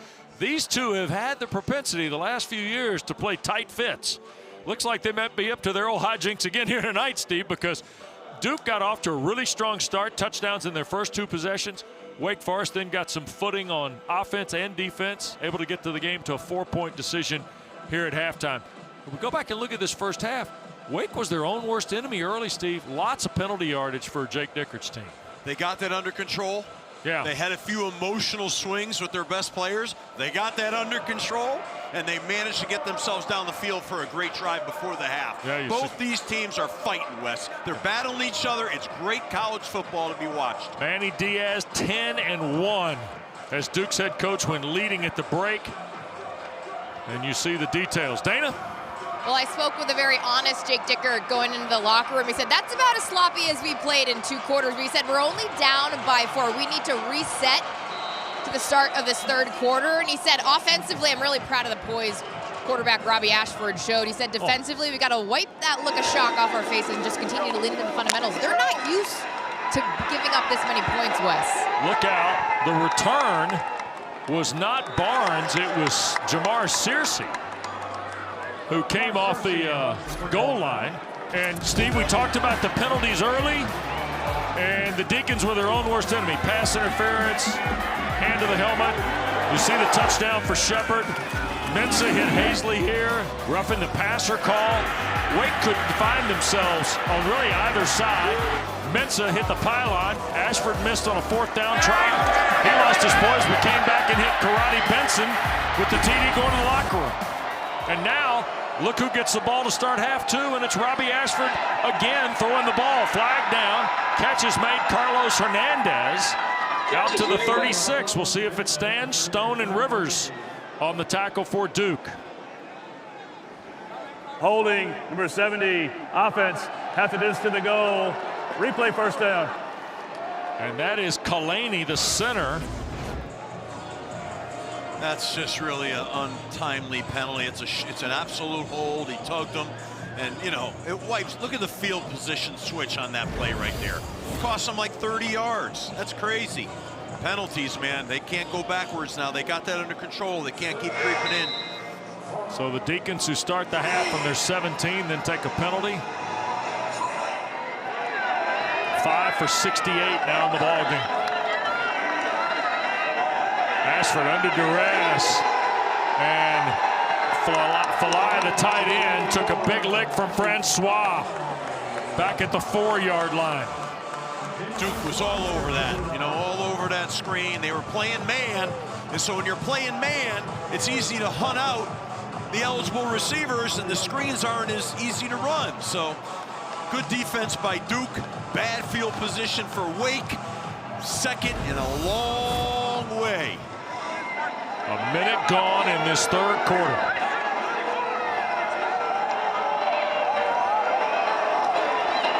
Damon Claiborne, look at this run.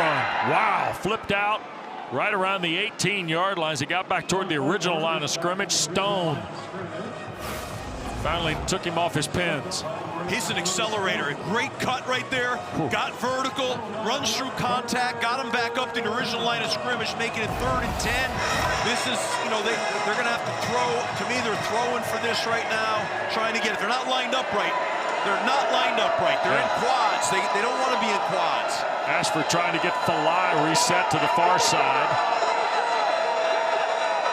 Duke also trying to match. Here's Robbie flush to his right. And he'll cut it loose, incomplete. Boy, he was run down by Kevin O'Connor. He's the guy that was the wing on the Polino fake field goal last Saturday night over in Chapel Hill. And that time, he came free and was flying at Robbie Ashford. Yeah, I mean, they had a breakdown up front. They cut him loose, and he shot himself right through there and made a big play. And this is, not the way you would script it for Wake to start the second half by giving Duke tremendous field position here on this punt. Only the 31st time this year Wake's gone 3 and out. Brown And Barcade are deep.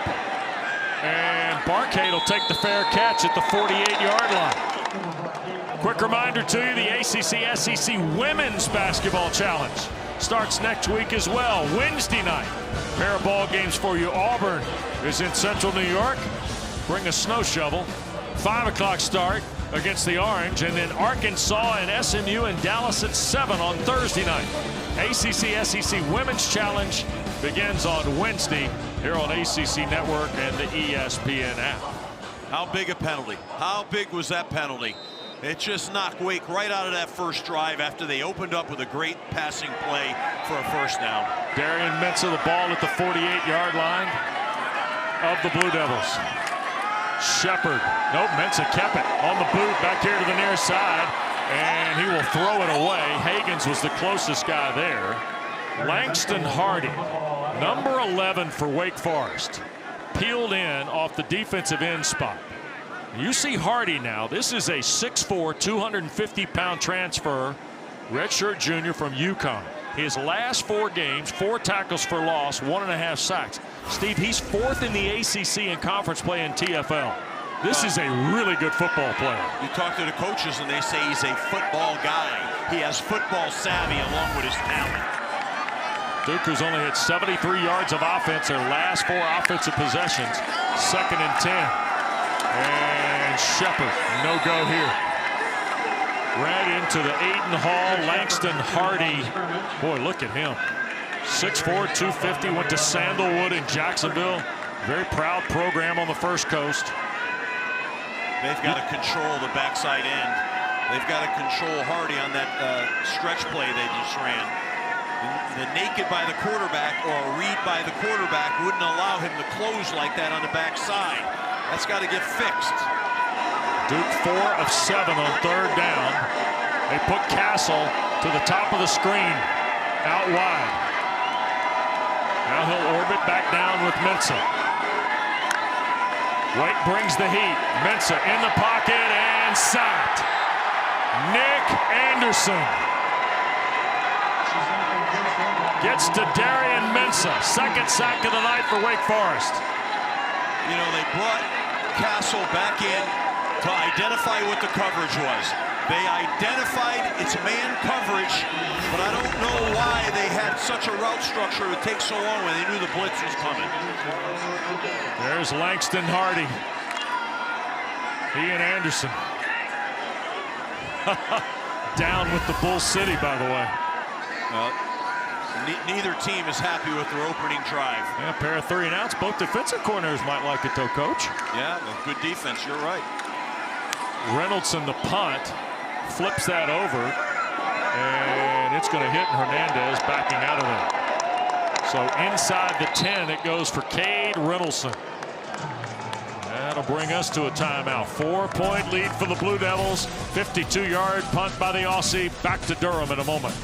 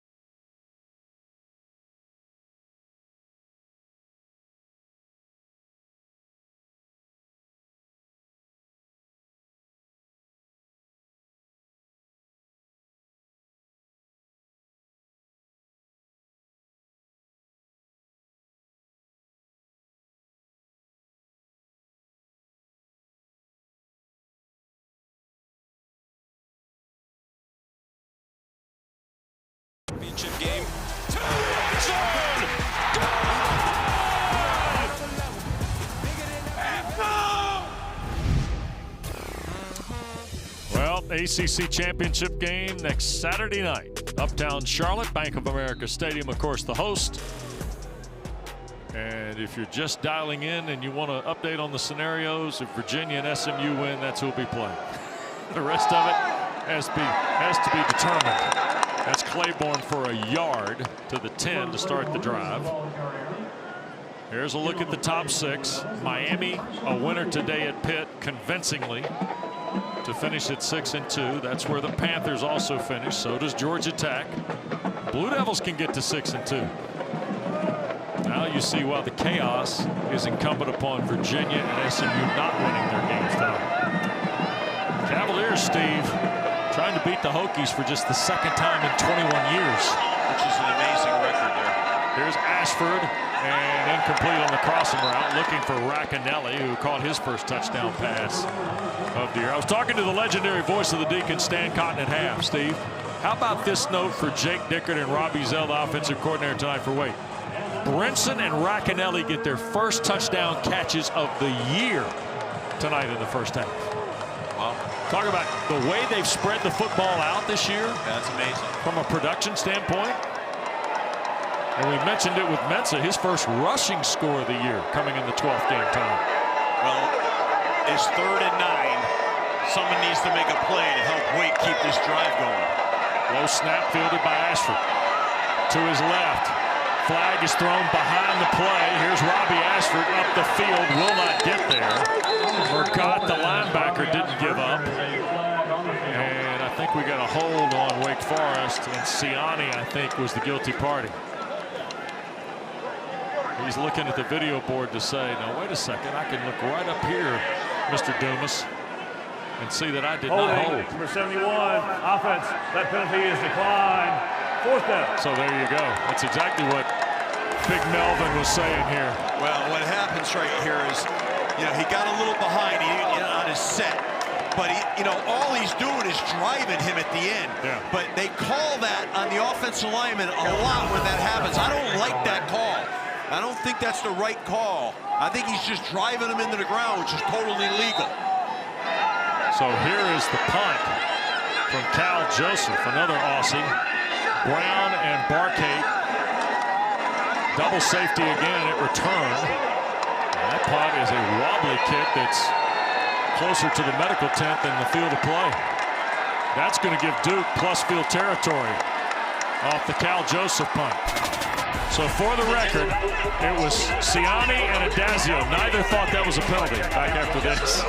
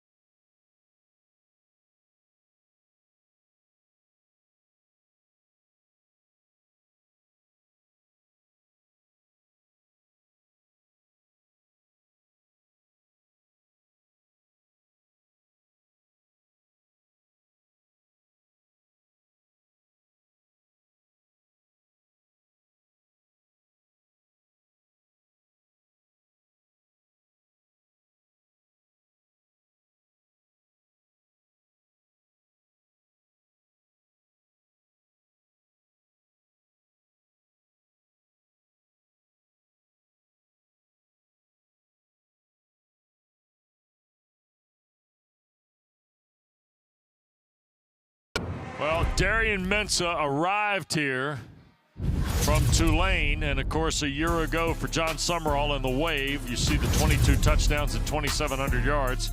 Yeah, we rank portal guys. He was the number 3 quarterback. And this season, through week 13, Steve, he led the ACC in passing yardage at 31.82, led him in touchdowns with 26, and he was 4th in completion percentage and 2nd in efficiency. I'd say he is on the list. I don't know if he'll be the first team All-ACC quarterback. I think that's a Haynes King, Darian Mensah, type discussion for the voters between now and tomorrow night at 5 o'clock when the ballots are due. Yeah, I mean, I think you got the right 2 guys there, and he certainly has had a elite year here for Duke and just made an incredible impact. Blue Devils in plus field territory after only a 25-yard punt by Joseph. So here's Mensah and a chance to take advantage. He'll slip it to Shepard, and he got 5 almost to the 30. Dana? Well, speaking about Darian Mensah, what I think is equally as important as his play on the field is the fact that he arrived in this Duke locker room as the star free agent, so to speak, with a really lucrative NIL deal, and he is a seamless fit into this culture. His #1 responsibility and priority when I spoke with him earlier in the season was to get to know his teammates, and he is beloved by them. And he throws a touchdown on cue to Hagans. Look at that. 30 yards to Samir Hagans. And now he's the all-time leader in single-season touchdown passes at Duke with 27. Just an absolute beautiful throw here. He just throws this right on a line. Perfect pass. Really fantastic. Really had a nice arc and trajectory on the ball. Wow. Right on cue is right, Wes. In his bid to be in the Duke record book. Here's Polino now for the point. And he'll push it through. It's an 11-point Blue Devil lead. Darian Mensah's run for 1 and now thrown for 1. Boy, what a good-looking throw this is. And a great catch on the back end by Philadelphia's Samir Hagans. He had a nice clean pocket. He fouled through, had good touch on the ball, and you're right. Good route by Hagans in terms of getting behind the defender and making a nice catch. Beautifully done. Great call. Nicely done by Jonathan Brewer, the offensive coordinator. So 2 plays, 35 yards in 31 seconds. Mensah and Duke take advantage of the short field, and now Wake Forest finds itself down 11 points. Well, again, penalty has set them back, and they need. So far this game, Wake Forest has responded when they get in these situations. They're going to need now in the second half to make another response here with this drive.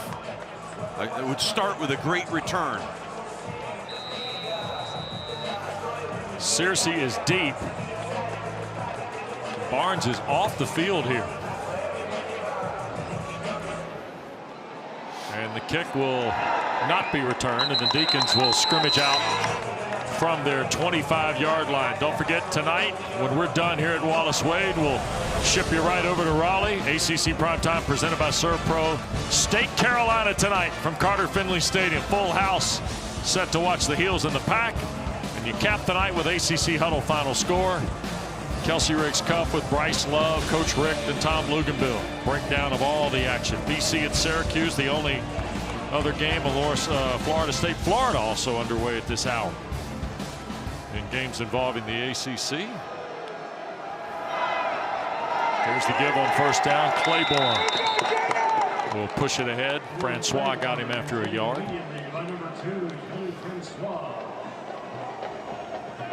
Francois was in there fast now. Yep. He came on a little stunt, and man, that was quick. And Jaden Francois transferred in from Utah State. He's one of those guys originally recruited by Manny Diaz when he was in Miami. Ashford bailed out with a quick throw to Claiborne there for a yard.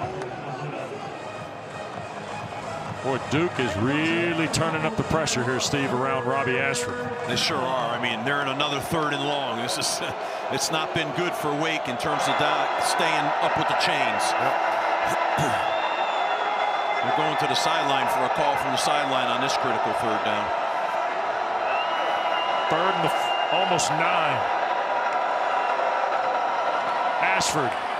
That's Racanelli, and another first down. Sawyer Racanelli has come up big. Caleb Weaver, the tackle at the 46.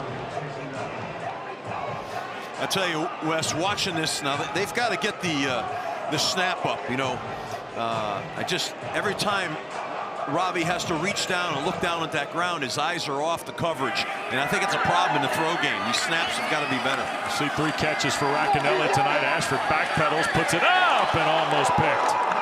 He was trying to go Racanelli's way again, and Kamari Robinson made a diving try of it in the Duke bench. Yeah, that was really a ill-advised throw right there. You know, not what you want him doing. Don't start forcing the ball now. Vincent Anthony Jr. was pressuring Robbie Ashford off the edge. To Dana's point, you can tell some of these guys playing their final games here at Wallace Wade Stadium tonight have got a little bit extra in the tank. Ashford on the perimeter, and that ball got dropped, but it's incomplete. And again, Hernandez, the intended receiver for Robbie Ashford. I just don't like those calls, and that ball's too low. It's not, he can't handle it. I feel like they're getting away from Claiborne a little bit right now, you know, and it's too early to panic on this deal now. Just get drives. Now you're another 3rd and 10. I mean, they're continually in 3rd and long, 3rd and long. The odds are not with you when you're in 3rd and long. Empty for Ashford, 4 on the rush for Duke. Ashford zips it off Racanelli and intercepted on the back end. That ball is picked off Deshaun Stone.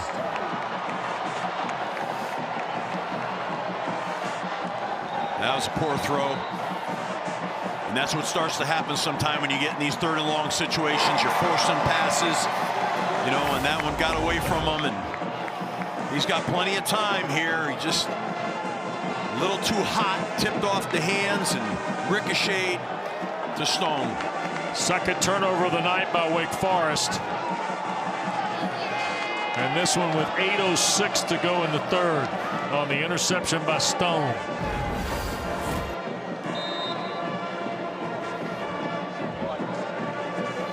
Second pick of the year for Stone. And now off the 34 for Mensah. Darian Castle a catch at the 35 and knocked back. Quincy Bryant. First time I believe we've called Quincy Bryant's name tonight. Parkview High School, Lilburn, Georgia. Playing in his 50th game as a Deacon tonight. Well, I'll tell you, on that last play, Justin Pickett got walked right back into Mensah's lap. And that's, you know, he's thrown off his back foot and everything else. That wasn't great. Both of these defensive fronts, Steve, have started to tune it up a little bit. They're big physical guys in there, you know. Yeah. But they got to maintain some pocket presence here. 2nd and 9. Mensah drops again to his right, and the catch is made, stepping out of bounds. That's a first down, I believe, for Quayshawn Brown. Dana told us last Saturday in Chapel Hill that Quayshawn Brown, who's forever known around Duke football as Queso, doesn't even like it. He's missing out. Let me tell you. Steve? Nah, I'm with him. I mean, I don't really care less about it either. That's criminal. Give me a nice marinara sauce is all I need. Here we go. Barcade, how about him? First down? No? I like it. I like Barcade. Get him back in the game. Get him involved. That guy needs to touch the ball more. More touches for Barcade. Barcade comes up with another catch, his 5th of the night. Boy, what a find he has been. Transfer from Harvard out of Newport Beach, California. 3 100-yard games this year.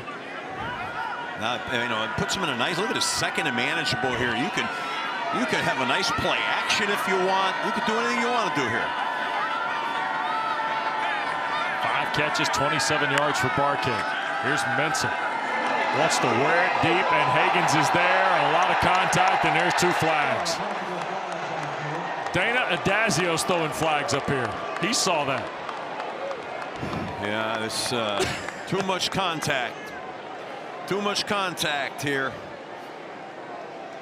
I tell you, the other problem is pass interference, number 20, defense, 15-yard penalty, and automatic first down. Yeah, Webb just grabbed him. Yeah.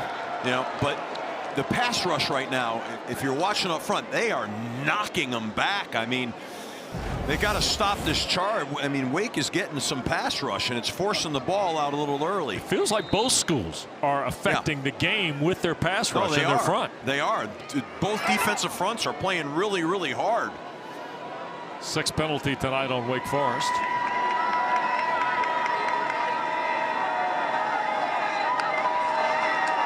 Castle. And on first down, he'll dig out to about the 28 of Wake Forest. I mean, you know, Castle comes in and he just does a little hard job for about 7 yards. You know, you got Nate Shepard. I mean, he's catching it out of backfield. He's electric. Then here comes Castle time. The hammer comes in. Bam. 7 yards. Again, putting him in a nice 2nd down here. A little play action shot. I thought I'd get it last time. Let's see if we get it this time. It's about time for that. Interesting, they bring Chase Tyler into the ball game. He's at the top of your screen as one of the 2 receivers. 2 tight ends, Hazley and King at the bottom, and they just hand it right to Anderson Castle. And he's got a first down and then a scrum to about the 21. Castle, the hammer man. I know it's not Dana's dude, but I got to believe, Dana, you like Castle too. I mean, it's hard not to like Castle. I do. I don't play favorites. All right, that's good. I'm glad to hear that. At the 21. Duke on the march again.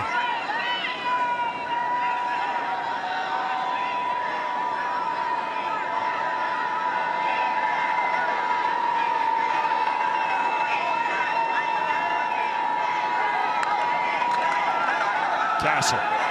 First down inside the 15. Blue Devils are 3 for 3 in the red zone with touchdowns. Aiden Hall makes the stop here on Anderson Castle. Castle's saying, feed me, man, feed me. I feel it right now. Although it might be time to change the pace up and see a little Dana dude Nate Shepard come in here, because, you know, that speed will change a little bit now. Well, Wake's going to see a change because Barcate and Brown have come back in. Yeah, you got to have Barcate in. Come on. You can throw a little fade to Barcate in the corner of the end zone. And he's going to line up against Prunty. Karan Prunty is a 6'3" corner. Started at Kansas, then went to A&T, and now Wake Forest. Here's Mensah looking to throw. And Darian will throw offline Barcade, and look out, a flag from underneath the goalpost is thrown. Yeah, Braylon Johnson was there in coverage.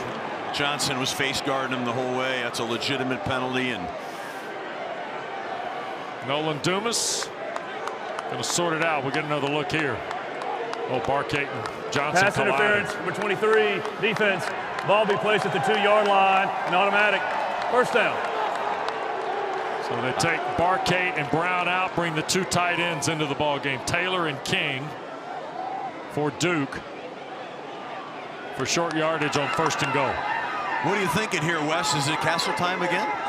What's your call? I would say that if I were in your shoes, I would be probably handing to Anderson Castle. All right, well, let's see if we He's already got 1 tonight. Yeah. Had 3 last Saturday in Chapel Hill. Yeah. Well, they've got 2 tight ends in again, so they're in 12 personnel. Trying to get to Hazley. Mensah throws, end zone, and batted in the air and almost intercepted.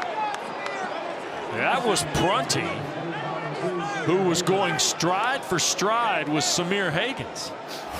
Now, Steve, Mensah doesn't make many bad throws. He threw this into harm's way. Yeah, he's thrown across his body. You can't do that. He's late with the ball. Just burn it. Throw it out. Burn it. Don't turn the ball over down here. Now, you can rest assured they're going to hand this one off now. Tony Boggs has come in. He's going to be deployed as one of the tight ends to the left. They got 3 tight ends. Castle. They try and push the stack. Castle falls into the end zone. And is it a touchdown? Yes, touchdown for Duke. Second of the night for Anderson Castle.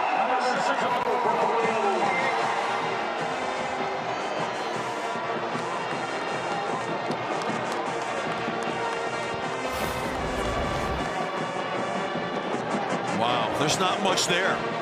But Castle is just BYOB, bring your own blocker. Oh my goodness gracious. Willing his way into the end zone. This tandem of Castle and Shepard, it's got to be one of the best in the league, man. 8-play drive for the touchdown. Polino's point is good. New score here at Wallace Wade. Blue Devils 35, Deacons 17. More ACC football in a moment.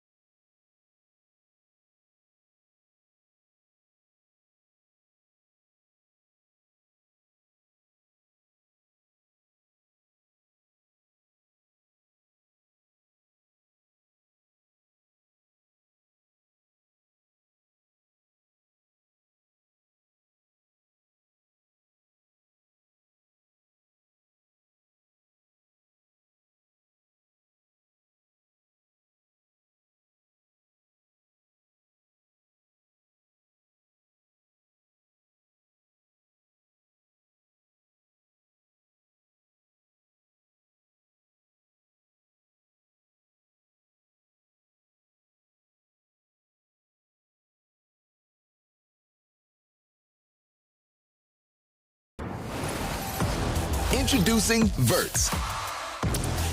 Swipe for news and highlights. Now available on the ESPN app. Duke with an 18-point lead. Never too early for the Christmas hats. Little holiday cheer. Duke with a 35-17 lead. There'll be no return by Searcy.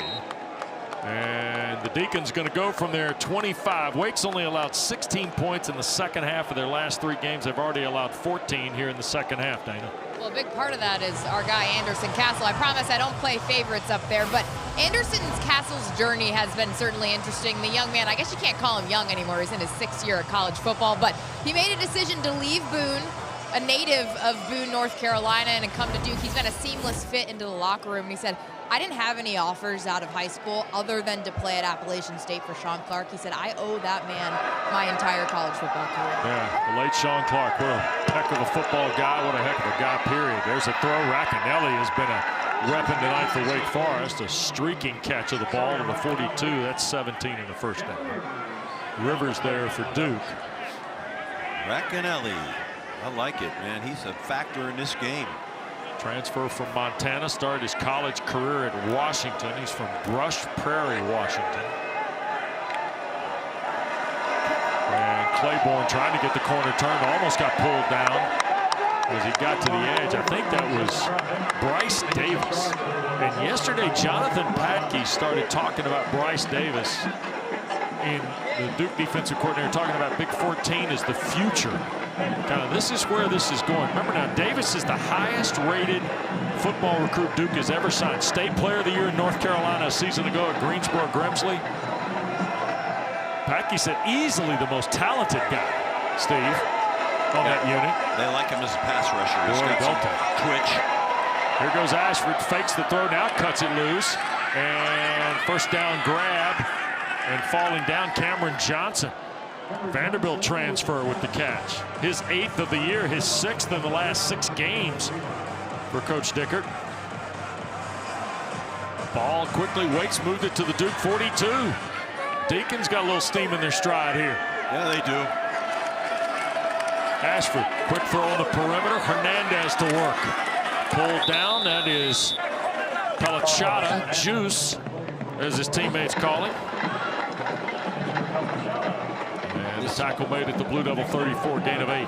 This is a critical drive too, you know, because the game's getting away from Wake a little bit here, and they've got to get a score. You know, Duke has played so well on defense, but right now they're giving up chunks. So Claiborne with Robbie Ashford on 2nd and short. Play fake, Ashford now being chased. That's Anderson. Ashford to turn the corner out of bounds at the 31. And that will give Wake Forest the first down. That's a mismatch right there. Oh, yeah. David Anderson at 290 pounds chasing fleet-footed Robbie Ashford. I'd say so. Yeah, that's not what you want to have happen. He's got to stay home and guard against that naked boot right there. Ashford's thrown for 226 tonight. Here's a toss. Claiborne on the boundary. Look at DeMond Claiborne fight for yardage. That's a pickup of almost 8. That was a shoelace away from being a touchdown right there. He almost pulled right out of that. This is their kind of deal now. 2nd and manageable, 2nd and 3.5, 3. That's where they want to be. Claiborne's just moved into the top 4 all-time on Wake's rushing card. Here's Claiborne trying to find higher ground, and he'll weave inside the 15. Took a big lick from Pelachata. He's a violent runner. He's really good. Claiborne. I mean, he's violent. Yep. When he hits those defensive backs, they're feeling that. DeMond Claiborne's another guy, Dane and Steve, he could have gone to other places last year when the coaching change occurred, Steve. They get it on the perimeter, and Hernandez taken out of bounds right around the 11-yard line. It'll be a play of 3. He's dangerous. Hernandez out there in space, very dangerous. And Jake Dickert went even as far to say about Claiborne, he was our most important recruit. Right? Yeah, he did, yeah. You know what, I'm surprised I don't see Hernandez on some sort of reverse or something. You know what I mean? Sure. He's such a good runner. Yeah. So smooth.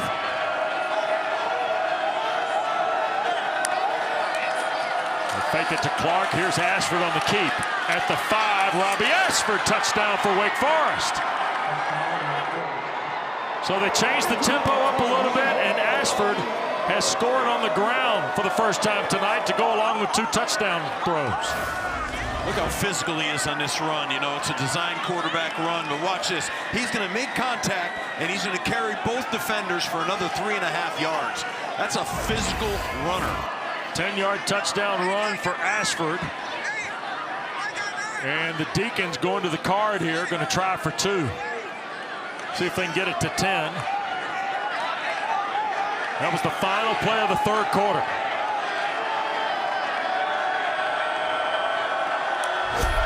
Here's Ashford. Read play, trying to keep his momentum. He does, and pushes into the end zone. Murgott had a chance. The Go for Dos is brought to you by Dos Equis. At the end of the 3rd quarter. And Robbie Ashford and Wake Forest are to within 10. How about this? Look at this physical run. Really good. Look at him pound the DBs right into the end zone. Wow.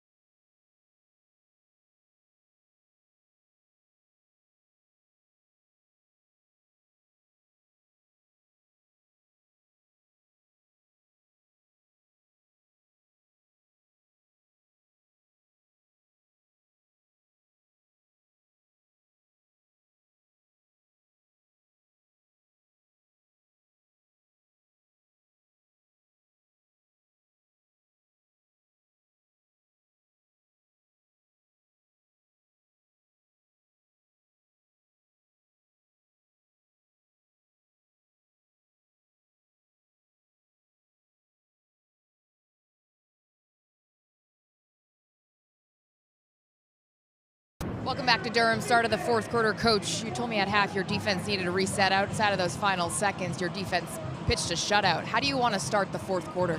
Well, we had two big stops on defense, gave our offense short fields. We got a little separation on the scoreboard, but they came right back down the field on us.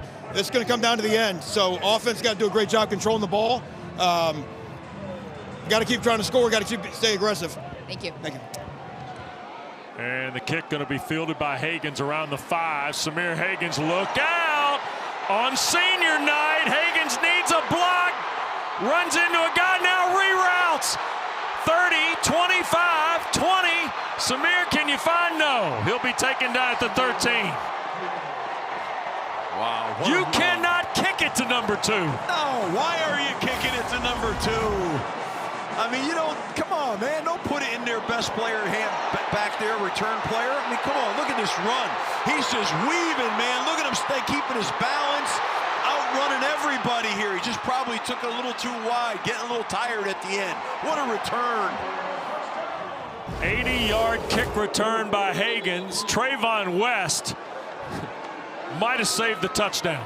80-yard return. He probably ran 110 yards. Wow. He already had the 100-yard blaze at Clemson, and he almost ran another one back. Nate Shepard's come in. Snap to Mensah. Shepard trying to get started, not much there. Off the Deacon 13-yard line. You need to see when Hagans looks like when he gets it all the way to the top of the gearbox. Here we go. There's not an orange shirt within 20 yards. He's got some speed, no question about that. He got a different gear. Tell you what, Stephen Dana, we saw that when he got to the 30, he was gone. Not the 30 at the other end either. I can just remember whenever we had good kick returners, we weren't kicking the ball to him. No chance. Come on, man. So here's Mensah now. Play clock winding down to 6. And Shepard the carry. Near side, and did he stay in? Touchdown, Duke. Second rushing score of the night for the Nate train.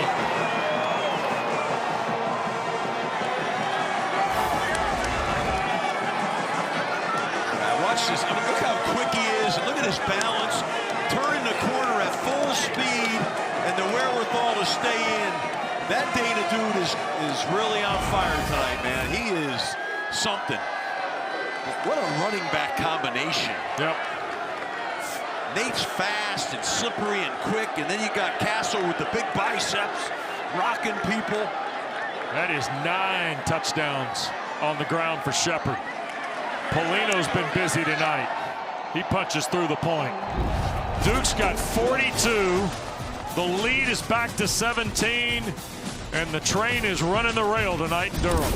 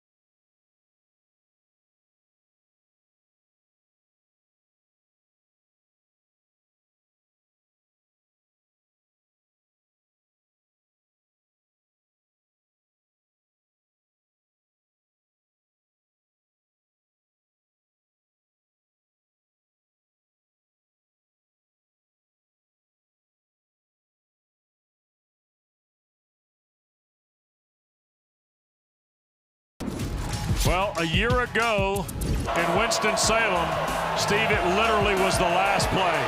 Malik Murphy airs it out. Jordan Moore. How about that? 23-17, the final. Look at that, Wakelet 17-3 in the third. Duke 21 unanswered. That 39-yard score from Murphy to Jordan Moore. I had a chance to see Jordan and Jaden's dad before the ball game today, and told him, said, I know you got fond memories of a year ago in Winston-Salem. Here is Searcy a yard deep, and he's chopped down at the 16. Well, if it was Jordan Moore last year with the heroics, put Nate Shepard on the list tonight, Coach. Yeah, he's certainly had a night for himself. Running, cutting, shooting, physicality, burst. He's got it all. And look at him catch the ball in the backfield. This guy's got really nice hands.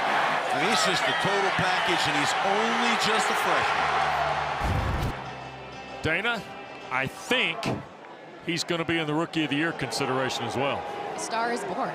We've been saying it since the Syracuse game, but in all seriousness, Steve, how difficult is it for a defensive coordinator to prepare for the running back that they have in Anderson Castle and Nate Shepard? That can't be easy. No, they're two totally different guys. I mean, and one is a physical inside pounding runner who also, though, can catch the ball well. But then, of course, you got Nate, who's a home run hitter, but he can beat you out of the backfield. So, you know, it's quite a combination. Another catch for Racanelli starts the Wake drive, and there's a second catch for Racanelli. And that was thrown behind him. He makes a terrific grab of this. Mekhi Jones the tackle in the Duke secondary, and look at the Deeks at midfield in 2 snaps. Yeah, I mean, you know, Duke has got to, on defense, got to bow up here a little bit. Yep.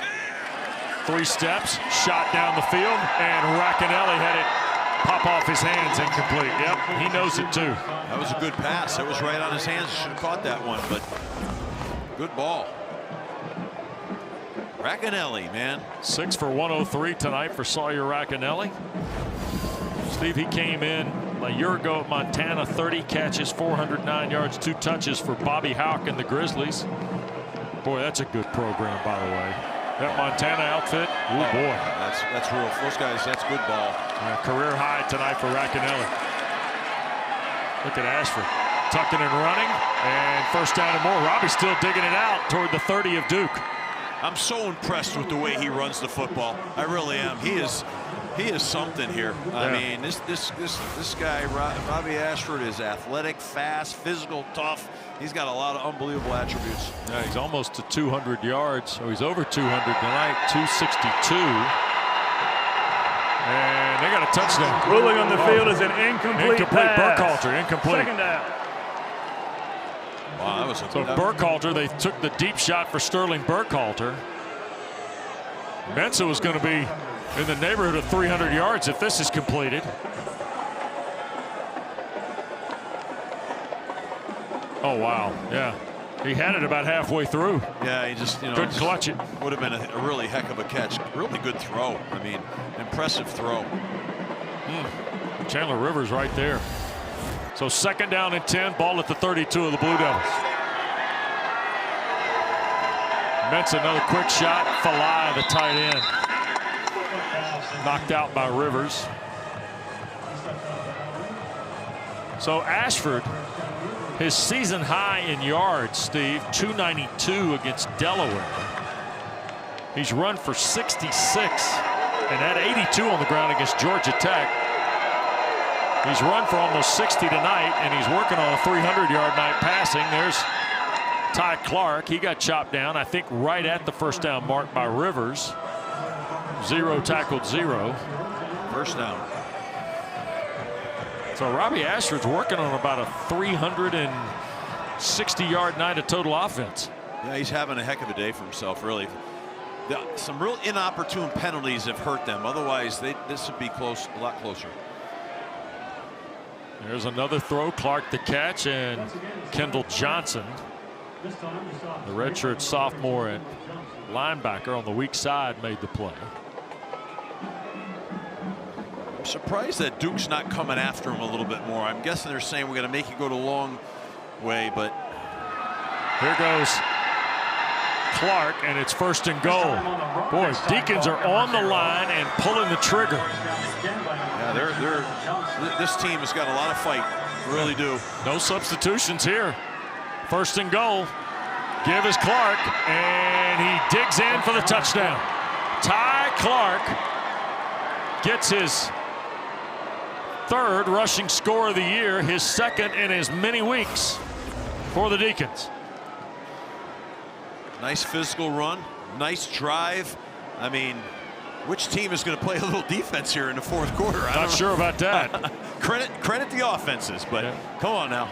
Defense, where are you? In their last 5 possessions of this ball game, I'm sorry, 1, 2, 3, the last 7 possessions of this game, Steve, we have had 5 touchdowns. Ty Clark, the latest to get on the board between the Deacons and Devils.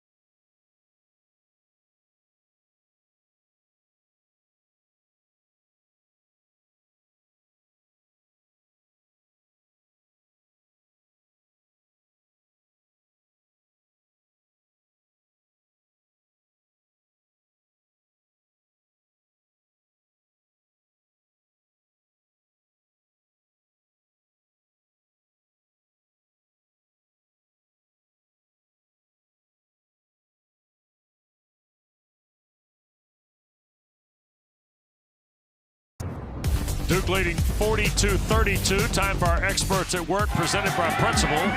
Coach Adazio, I offer you Duke's offense. Yeah, well, it's been highly productive. You're seeing the scoring being spread around to a host of players here. What a pass by Mensa. Another great power run by Castle. And of course, Nate Shepard with the burst and the balance. I mean, there's been a lot of scoring. This is about as much scoring as I've seen in a short amount of time this year. 5 rushing scores, most in 2 years, not since the 2023 game against Northwestern, as Duke scored 5 times on the ground.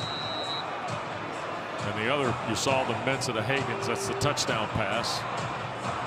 Samir had a touchdown catch and almost had a kick return for a score. It did set up the last run you saw a moment ago by Shepard. They're going to kick this to him again. Nope, they're going to kick it. Oh, boy. Now, did that go out of bounds in the end zone? Yeah, it did. Touchback. That was close. Yeah, real close. From a kick perspective, Caleb Carlson, very accurate. So Duke will start from its 25. Now let's see if we see the first series of defense. They've been absent. Where's the defense? Not so sure. Not so sure, Steve. Wake needs to find a defense. And the lines, well, and you said this early in the second half, both defensive lines had provided some pressure. Yeah. But not a lot of resistance once you got past the fronts. Yeah, no. Pressure again. Mensa going to cut it loose. That's Barkay trying to come back and make the catch. And incomplete. Webb in coverage. I think Webb did a good job last minute of getting his head back around, making a play on the ball, because it looked to me like that was heading down pass interference for a minute there. Oh, yeah. Good call, Coach. Watch the turn. Yep, there's the turn. Just enough at the end there to keep the flag in the pocket. It's clear the last couple of weeks that Cooper Barkate's at the top of the scouting report when it comes to Duke and who they are in the throw game. Well, now they're in that heavy tight end wing formation. It's a run formation, but are they really going to run it here, or are they going to play action it? They're going to run it. Shepard trying to get started. He'll get a couple of yards. Crisano. Really like this young redshirt freshman. He's another guy that came from Pullman, Washington with Jake Dickert. Played 5 games a season ago. He came out of Granite Bay, California, top 35 in the ESPN 300, Steve, at linebacker. Yeah, he's playing really well. Fasano, yeah, nicely done tonight. He had 15 tackles in their last 4 coming into tonight. Got a good look to him. Critical third down here, man. 3rd and 8. Lead is 10 for the Blue Devils. Mensah looking Barkate's way and then fired for Brown. Incomplete. I think he might have rushed that a little bit. He felt the blitzer coming there and might have just rushed that throw just a tad. So 3 and out for Duke for the 2nd time in the half and the 4th time in the ball game. Wake turns them away. And that's, you know, Manny, when Dana interviewed Manny, he talked about being able to control the ball and bring it down the field and score, and that's not happening right now. You know, so the pressure is going to end up back on the Duke defense. Reynoldson's going to keep it. Wake turn their back, and Cade Reynolson down the far sideline, out of bounds. Duke will keep the football on a 30-yard run by the Aussie.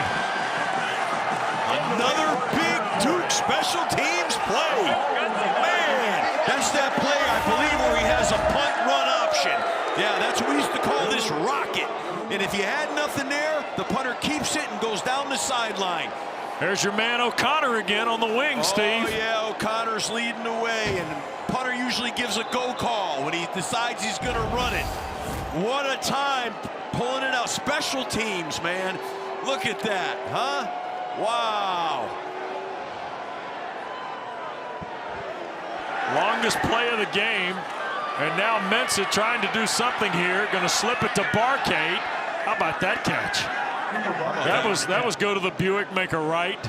Well, that's just a broken play. They turned into something. That was nothing but the schoolyard game.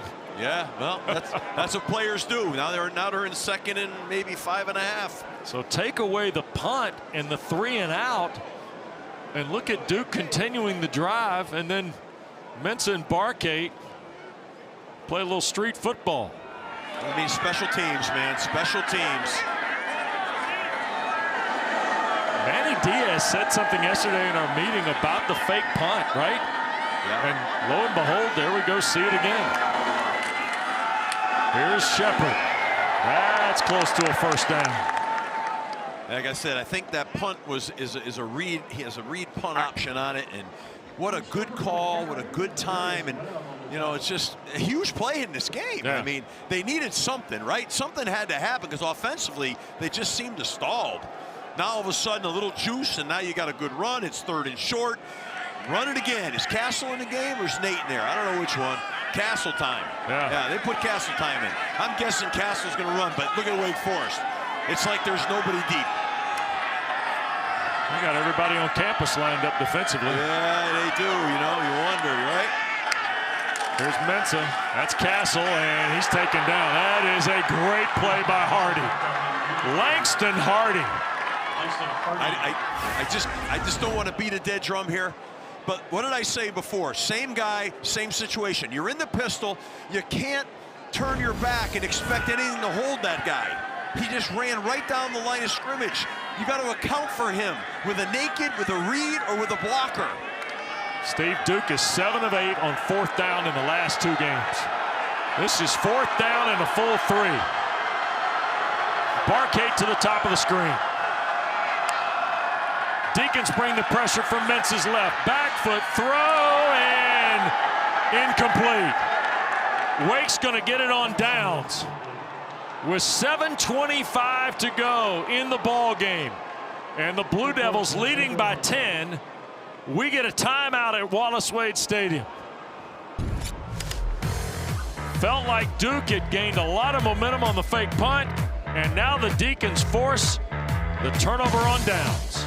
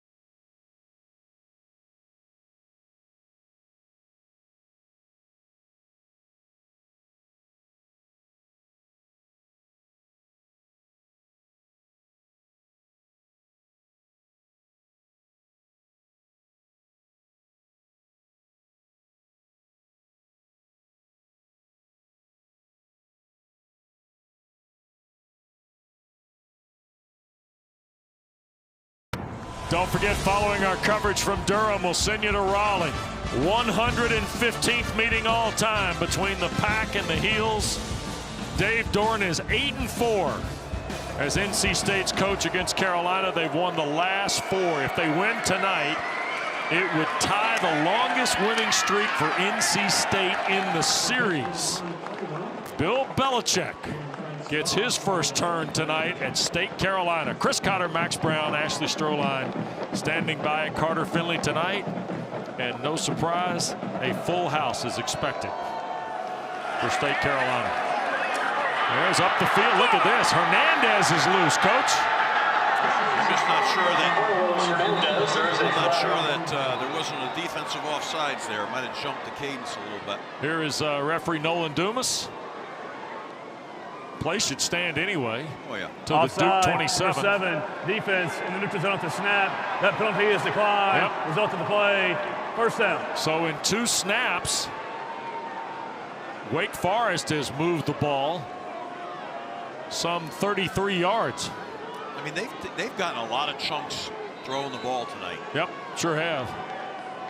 And Robbie Ashford and the Deeks trailing 10 under 7 to go tonight at Wallace Wade. And Racanelli couldn't reel that in. Caleb Weaver was there. What a football name. Racanelli. Sure. I mean, you know, it just rolls off your lips. Racanelli. I love that. Nice. Ashford's over 300 yards, by the way, in the ball game. First time he's been over 300 as a Deacon.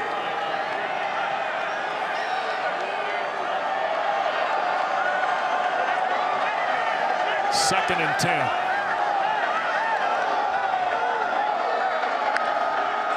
Snap. Robbie looks immediately left. Now dump it to Claiborne. Trying to find a gap in the blocking. Ball popped out. Is this Wake's third turnover of the night? Duke says they've got it. And the ruling is it belongs to the Blue Devils. A fumble Luke recovered by the Mercott, defense. the linebacker. First down, Duke.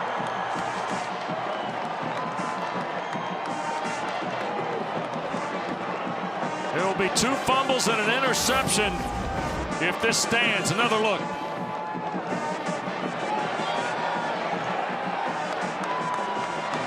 Oh, I don't know. The field of a fumble is under further review. I don't know if his elbow hit the ground before the ball popped out. Chandler Rivers was there almost simultaneously. For the time being, it is a fumble recovered by Mercott.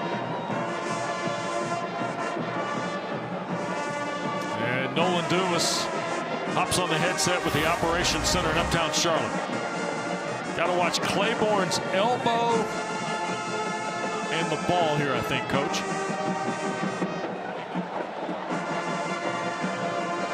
I think it's a fumble. You know, I mean, he's on another player, so he's not down. Right. That's why. Yep. Oh, punch out. Chandler Rivers. Look at that. Headsy play. Yep, sure was. I think that's going to stand. I feel bad for Claiborne. He's just really playing hard, physical, and trying to get as many yards as he can. And he had the ball pretty well high and tight, but the guy knocked it clean.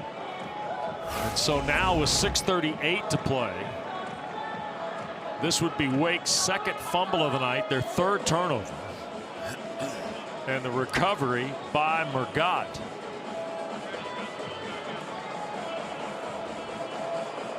Duke has turned the previous 2 turnovers into touchdowns, by the way. I'm sure Duke works on that every day, too, that After punch review, out. the ruling on the field is upheld. First down, Duke. So the Blue Devils off the 18 take over.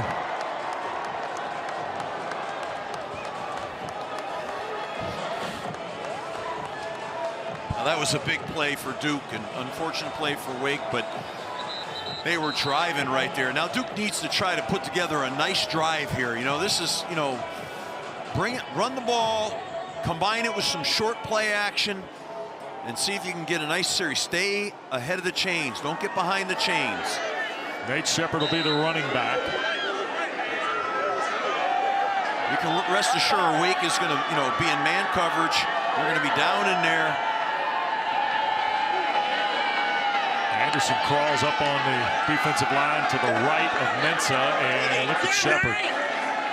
Pick up 4, maybe 5 on the play. Hall and Hazen, the 2 linebackers.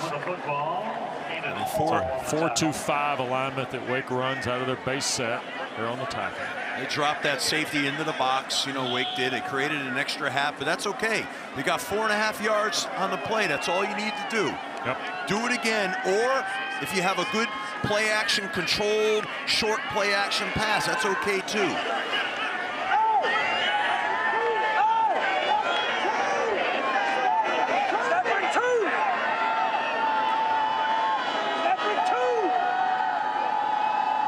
Second and 6. Shepard, and boy, he got doused out pretty quick. Hazen again. I mean, the linebackers are running downhill. Everybody, it's, you know, they're just... First charge, 10 out of the half. Wake Forest, 30 seconds. Deacons will have 2 to go. They burn one here ahead of the 3rd down play. That's why I was calling for a little play action right there, because the backers are just rolling downhill. I feel there's too much time left on the clock not to, you know, try to stay. I get it. You're trying to run the clock down, but you need to get a first down. When do you, I mean, as successful as Mintz has been delivering the ball tonight, Ashford for that matter too, but in Duke's case here, you can mix a throw in here, but it's got to be your best throw, right? You probably got to, have you got a place in your call sheet where you say here 5 or 6 throws we'll run even when we're trying to manage the clock? And I think a play action in those early downs, because they're playing runs so hard. Right. You can get a little something behind those linebackers that are running downhill. I think that's, now you're in 3rd down. It's an obvious passing down, you know, and you got to make, you know, you got to trust your quarterback. He's a veteran player. He's playing at a high level. Trust him here. Try to go get this first down. He's 186 yards tonight on 29 attempts as Mensa. Don't force it though. Duke's missed their last 4 third down tries here, Steve. This is 3rd and 7. Barkate to the top of the screen. Here's Mensah to his right, looking toward Castle. This is Barkate, first down. Yep. That cat's got 55 grabs coming into the game. 3rd down, you got to have a play. Get it to 18. I'm signing up for that. A little pocket movement, so he's not stuck in the pocket. And nice job getting it, you know, to your best players making plays. Quarterback, receiver. Now come back here and start to think about maybe an early down play action here. A good, easy control play action on 1st down. 7 catches, 46 yards tonight for the Harvard transfer, Cooper Barkate.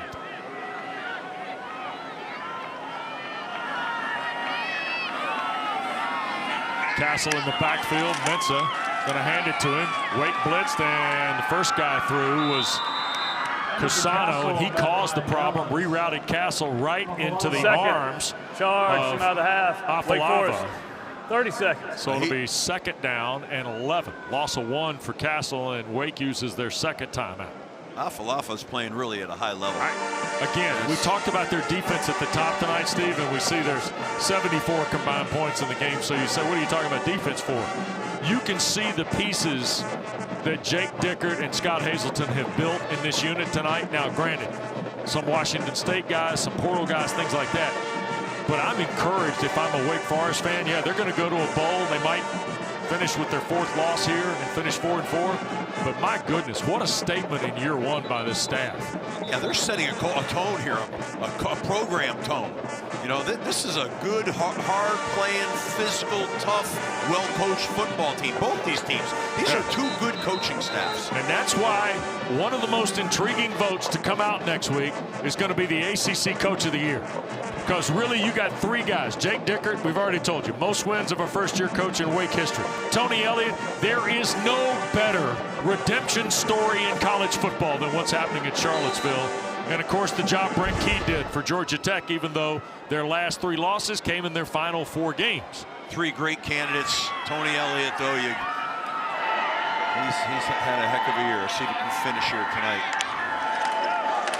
Here comes Mensah, slips it out in the flat. The Nate Train tackled, but a 1st down. That's what I like right there, Wes. That's what I'm talking about. You know, a nice play action right there. 1st down. Now come back and run the ball. Come back and run it. You got to mix it in a little bit. What happened? What do they got? I don't know here. Flag of some sort. Is it enough for the 1st down, though, is the question. Duke's taking Justin Pickett off the field at the right guard spot. And the Blue Devils making a substitution there. The result of the play was a 1st down. After the play was over, unsportsmanlike conduct, number 77, offense. That's his 1st of the game. 15-yard penalty from the end of the play. It'll be 1st down and 10. Justin Pickett announced before the game, this is his 33rd start tonight. And maybe somebody said something, and all of a sudden, next thing you know, it's time to play the feud. Oh, come on, man. Nothing drives me more crazy than this stuff. Yeah. It's hard to win a college football game. You make a big play, now you go backwards with penalty. Come on, man. I didn't see it, so maybe, who knows, but I'm just saying, it's so hard to win. You can't do foolish things. Under 5 to go now. Castle in the ball game with Mensah. They're going to hand it to Anderson Castle. And he tried to bounce it and could not. And I think Jake Dickert's going to use his last time out with 4:40 to go. And final, charge from out of the half. Wake Forest, 30 seconds. So the Deacons will burn the timeout.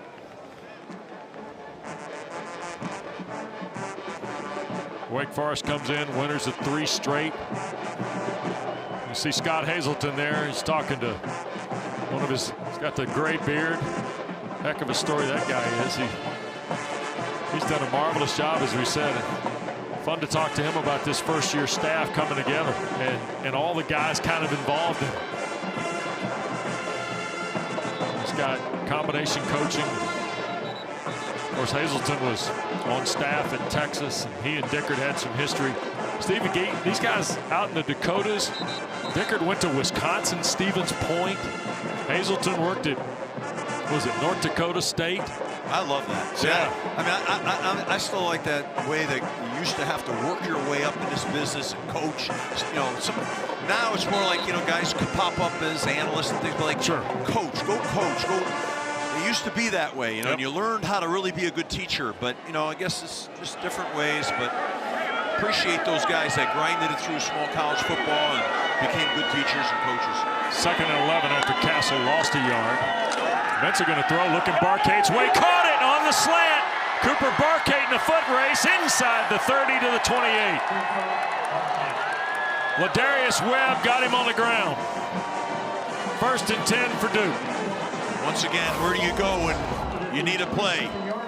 Cooper Barcade's your guy. Nice throw, nice catch. I'd like to see Cooper hold the point of the ball up a little higher. You don't need to get stripped there, but take care of it. Right now, it's about taking care of the football right now. Yep. Run the ball, take care of the football, bring this clock down. They've, you know, there's only, it stops at the 2-minute deal, and you know, another couple of first downs. And 8 for 83 for Barcade. Here's Mensah for 1st and 10. Snapped as the play clock expires. They'll hand to Castle, and he may give another yard back. Dana, the Cooper Barcade story is one that folks are going to remember for a while here in Durham, too. Well, he's a guy who got plenty of Power 4 offers coming out of high school, made the decision to go to Harvard, as one does, and graduate in 3 years. That was his plan all along when he entered Harvard, and then he said, now I'll go play in a Power 4 school in Duke. But the coaching staff, Manny Diaz in particular, said he's been such a seamless fit. He also brings maturity to that wideout room. To me, Steve, the Ivy League and the transfer situation into the ACC this year, that's a story until itself. Not just here, at other places. Because of the great academics, too. I mean, those guys come into your system with already having their degrees. And the pass looking for Barcade again got deflected, so the clock will stop with 3 minutes to go. It's okay to throw it, you just got to throw it, right? Yeah, I mean, now I'm getting, you know, as I talked earlier, I wanted those quick early first down play actions, but now I'm kind of with, I think Wake is out of timeouts. Yeah. You know, so now I'm kind of like to see him run the ball. Yeah. Drain the clock. Hazen, by the way, got a hand in there to break up the ball headed for Barcade. Well, now you got to trust your cue here with his experience. He'll be careful with the ball, try to throw it for a first down. I'm not, you know, feeling you can kick it. 3rd and long. Draw with Shepard trying to get to the perimeter. Look out, what a collision, and he still kept ticking. Down to the 20-yard line on a 3rd and 11 play. It'll be 4th down and 3. Yeah. And I suspect Duke might run this clock down and call a timeout. We'll see. Yeah, what a physical run there by Nate Shepard. I mean, that was a real hard physical run. But yeah, I would say West are going to run this down, take the timeout, make a decision. You know, do you go for it here on 4th? Do you know, because the field goal, you know, does it do? It stops, you know, still a 2-score game, but of course they, you know, they wouldn't be able to tie you up with a touchdown and a field goal. First charge from out of the half, Duke. 30 seconds. Well, Manny Diaz is going to watch his team huddle. There's Rich Skrosky. We talked about his role in this whole process last week. Yeah. You see in this, see he's holding the book. Dana, and that's the most important piece of the operation is the book.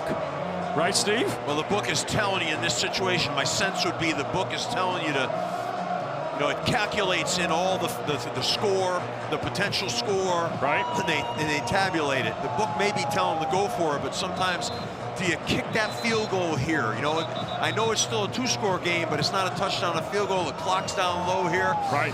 I don't know. If you trust your field goal kicker, you might kick it here. My sense is they're going to go for it. I thought it was great yesterday when Manny told us we decided we were going to fake the field goal at some point last Saturday night, and we confirmed it and didn't tell anybody else. Yeah. Skrosky, Manny Diaz, Gabe Infante, and that was it. Yeah, that's the way to go. You don't want any expression. They're going for it here. You know what? Good call. You know, bunch look to the top. Duke's 2 for 3 on 4th down tonight. Can't argue with this call. I mean, I think this makes sense. You can go either way with it. Shepard in the backfield, Hazley the tight end to the left. I think they're coming zero pressure here. Here's Mensah, throw offline. He had to cut it loose. Brown was there. Wake's going to get it back.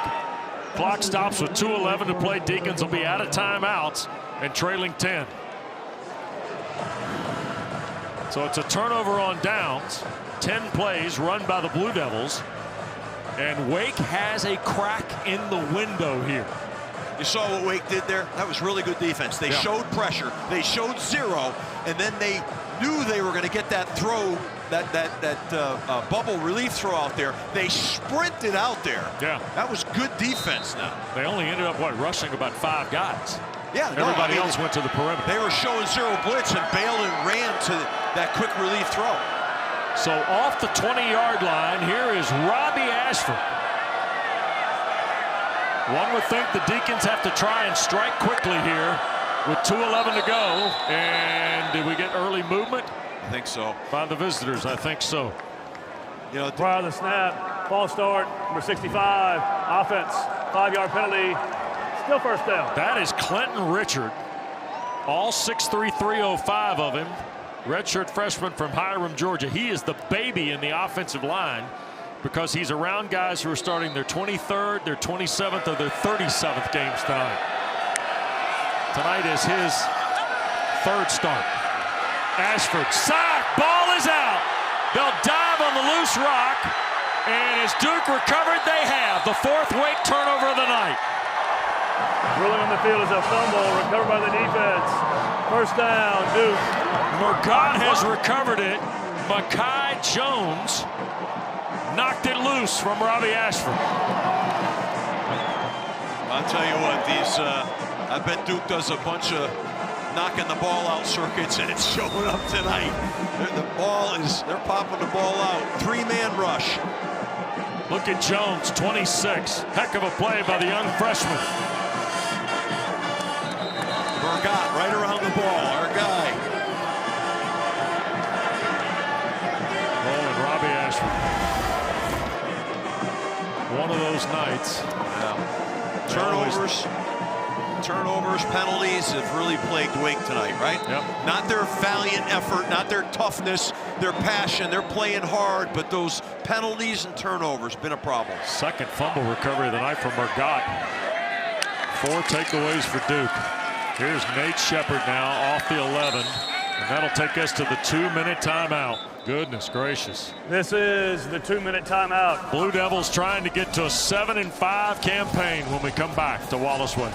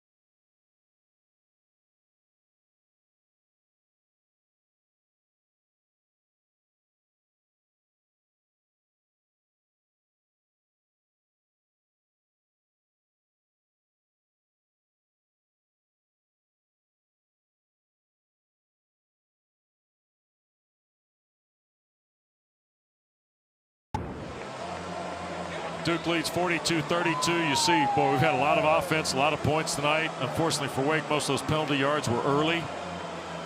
And the turnovers tonight. Boy, Robbie Ashford's going to be a tough day watching the film. Yeah. Good news for Robbie Ashford and Wake is this is not it. This is not the end of the campaign, Steve. They'll get a postseason date, as will the Blue Devils, who are in line to pick up their 7th win of the year. And they're going to win back-to-back state titles, if you will, in the ACC for the first time since 1961-62. And play is whistled down on first down. And the clock will start to move, and they won't have to snap it again until about the 105 or 107 mark. Yeah, that kind of run right there takes a little bit of time off for them. You know, they're probably going to be short here in terms of running the clock out. They can get a first down, you know, but run it again. Run it again. And both these teams will wait on a week from tomorrow or so to see where their postseason destinations might be. I tell you what I would do right now. I'd get in a pistol, act like I'm running a stretch play to the right, and have the quarterback keep it. Just have him keep it to the left. There goes Anderson Castle right side. Boy, took a big hit. Patterson came downhill. And that creates 4th down, and the clock's going to run to about 20 seconds or so. Well, we got a moment here.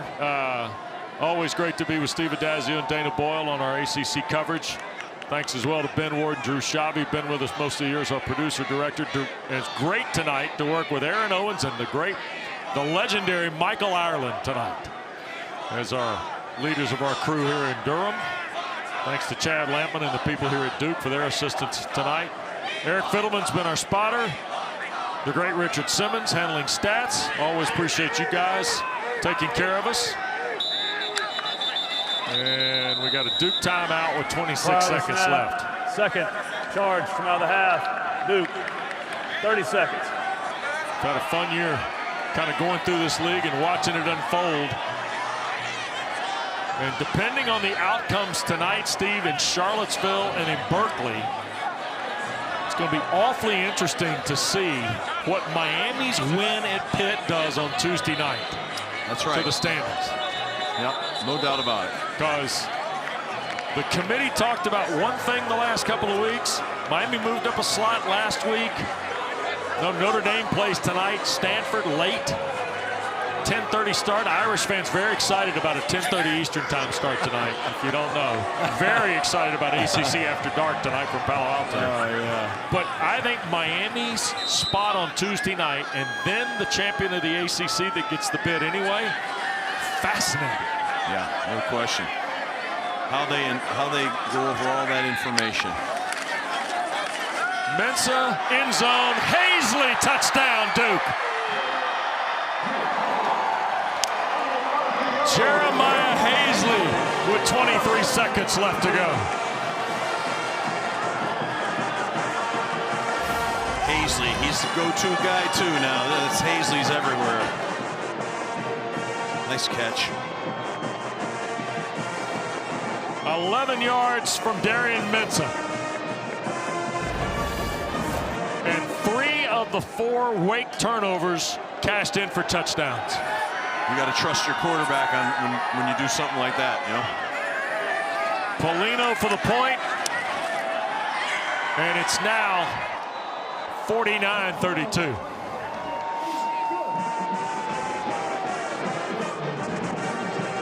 And Manny Diaz and the Blue Devils get to write the script on senior night here in Durham. Darian Mensah ran for one early and has thrown for 2 here in the second half. Most points against Wake in 31 years tonight for Duke. I'm saying that was a pretty good pickup, Mensah at Duke. What do you think? Wow, I'll tell you. That's why to Manny on that big hug at the end, you know, he's saying, thanks for everything you've done. Man. Because you need a quarterback, and what a difference it makes. Yep. 49-32.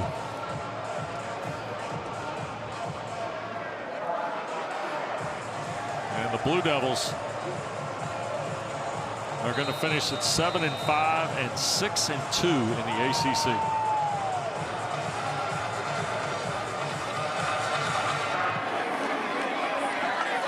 Salas will kick it away. There'll be no return.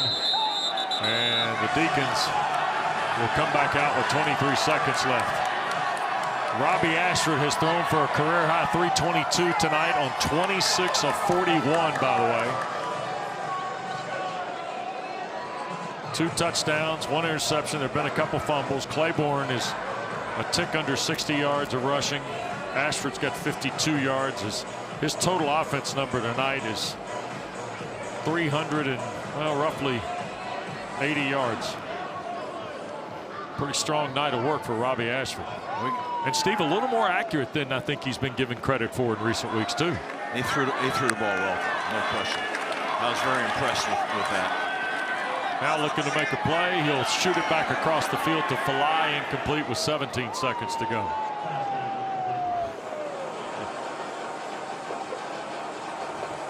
And Wake's out of timeouts. So anything in the run game likely would end it.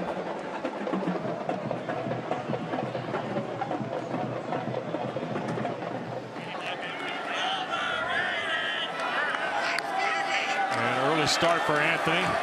They'll throw the flag. It's a free play here, and it's offline incomplete with 13 seconds left.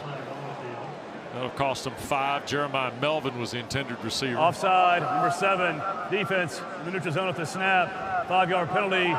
Replay, second down. I mean, we're jumping off sides with 13 seconds. Yeah. I mean, come on. Yeah. You know. Well, you know, I always say at this time of the game, this game's over, yeah, please nobody get hurt. That's you it. know, just please nobody get hurt.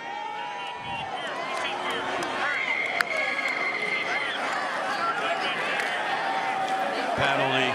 Falai, That's incomplete pass. And Vincent Anthony Jr. going to be ticketed here, I think, for a hit. yeah. Personal foul, Sure roughing is. the passer. Number 7, defense, 15-yard penalty and automatic. First down. And he'll come out of the lineup. Yeah, good man. Get him off the field right now. Tyshawn Reed going to check in. That's why, you know, you worry about like Robbie Ashford getting hurt there. And Yep. just this is, you know, this drives me a little crazy, but Well, Duke's going to win this game in the series with Wake Forest, the 4th straight time. 9 of the last 13 in the Duke-Wake game have gone to the Blue Devils.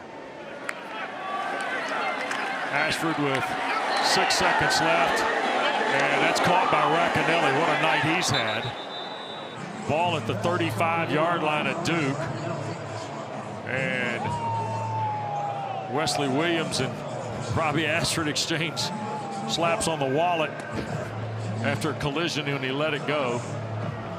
Ashford, his career high was 337. He's now got 342 in the ball game. The season high it was earlier, now a career high for Robbie Ashford. great day he's had. He's taking some shots here right now in the waning seconds that are just not necessary. And this will be the final play of the game. And he'll be sacked, and that's Tyshawn Reed. Gets Ashford on the ground, and Duke is a 49-32 winner tonight against Wake Forest. The Blue Devils will finish the regular season at 7-5 and a 6-2 worksheet in the ACC. Wake Forest finishes at level par in conference play, 4-4 and 8-4. And the terrific first year authored by their coach, Jake Dicker. Let's go downstairs. Dana's with Manny Diaz. Manny, with the win tonight, you are 3-0 in this North Carolina for the second straight season. What does this moment feel like for you? That's big. I'm really proud of the team. It's not perfect. You don't have to be perfect, but boy, you have to persevere. And our guys have through a lot of ups and downs this year. I'm so proud of them, proud of our seniors. 20 ACC wins over the last 4 years. A lot of things that these guys have done to this program, leaving it in much better shape than they found it. Speaking of the seniors, what do they mean to this program and this institution? Well, like I said, what they've done from where they were, where the program was, their hard work, staying, right staying when I came. They had every reason to go somewhere else, and they didn't.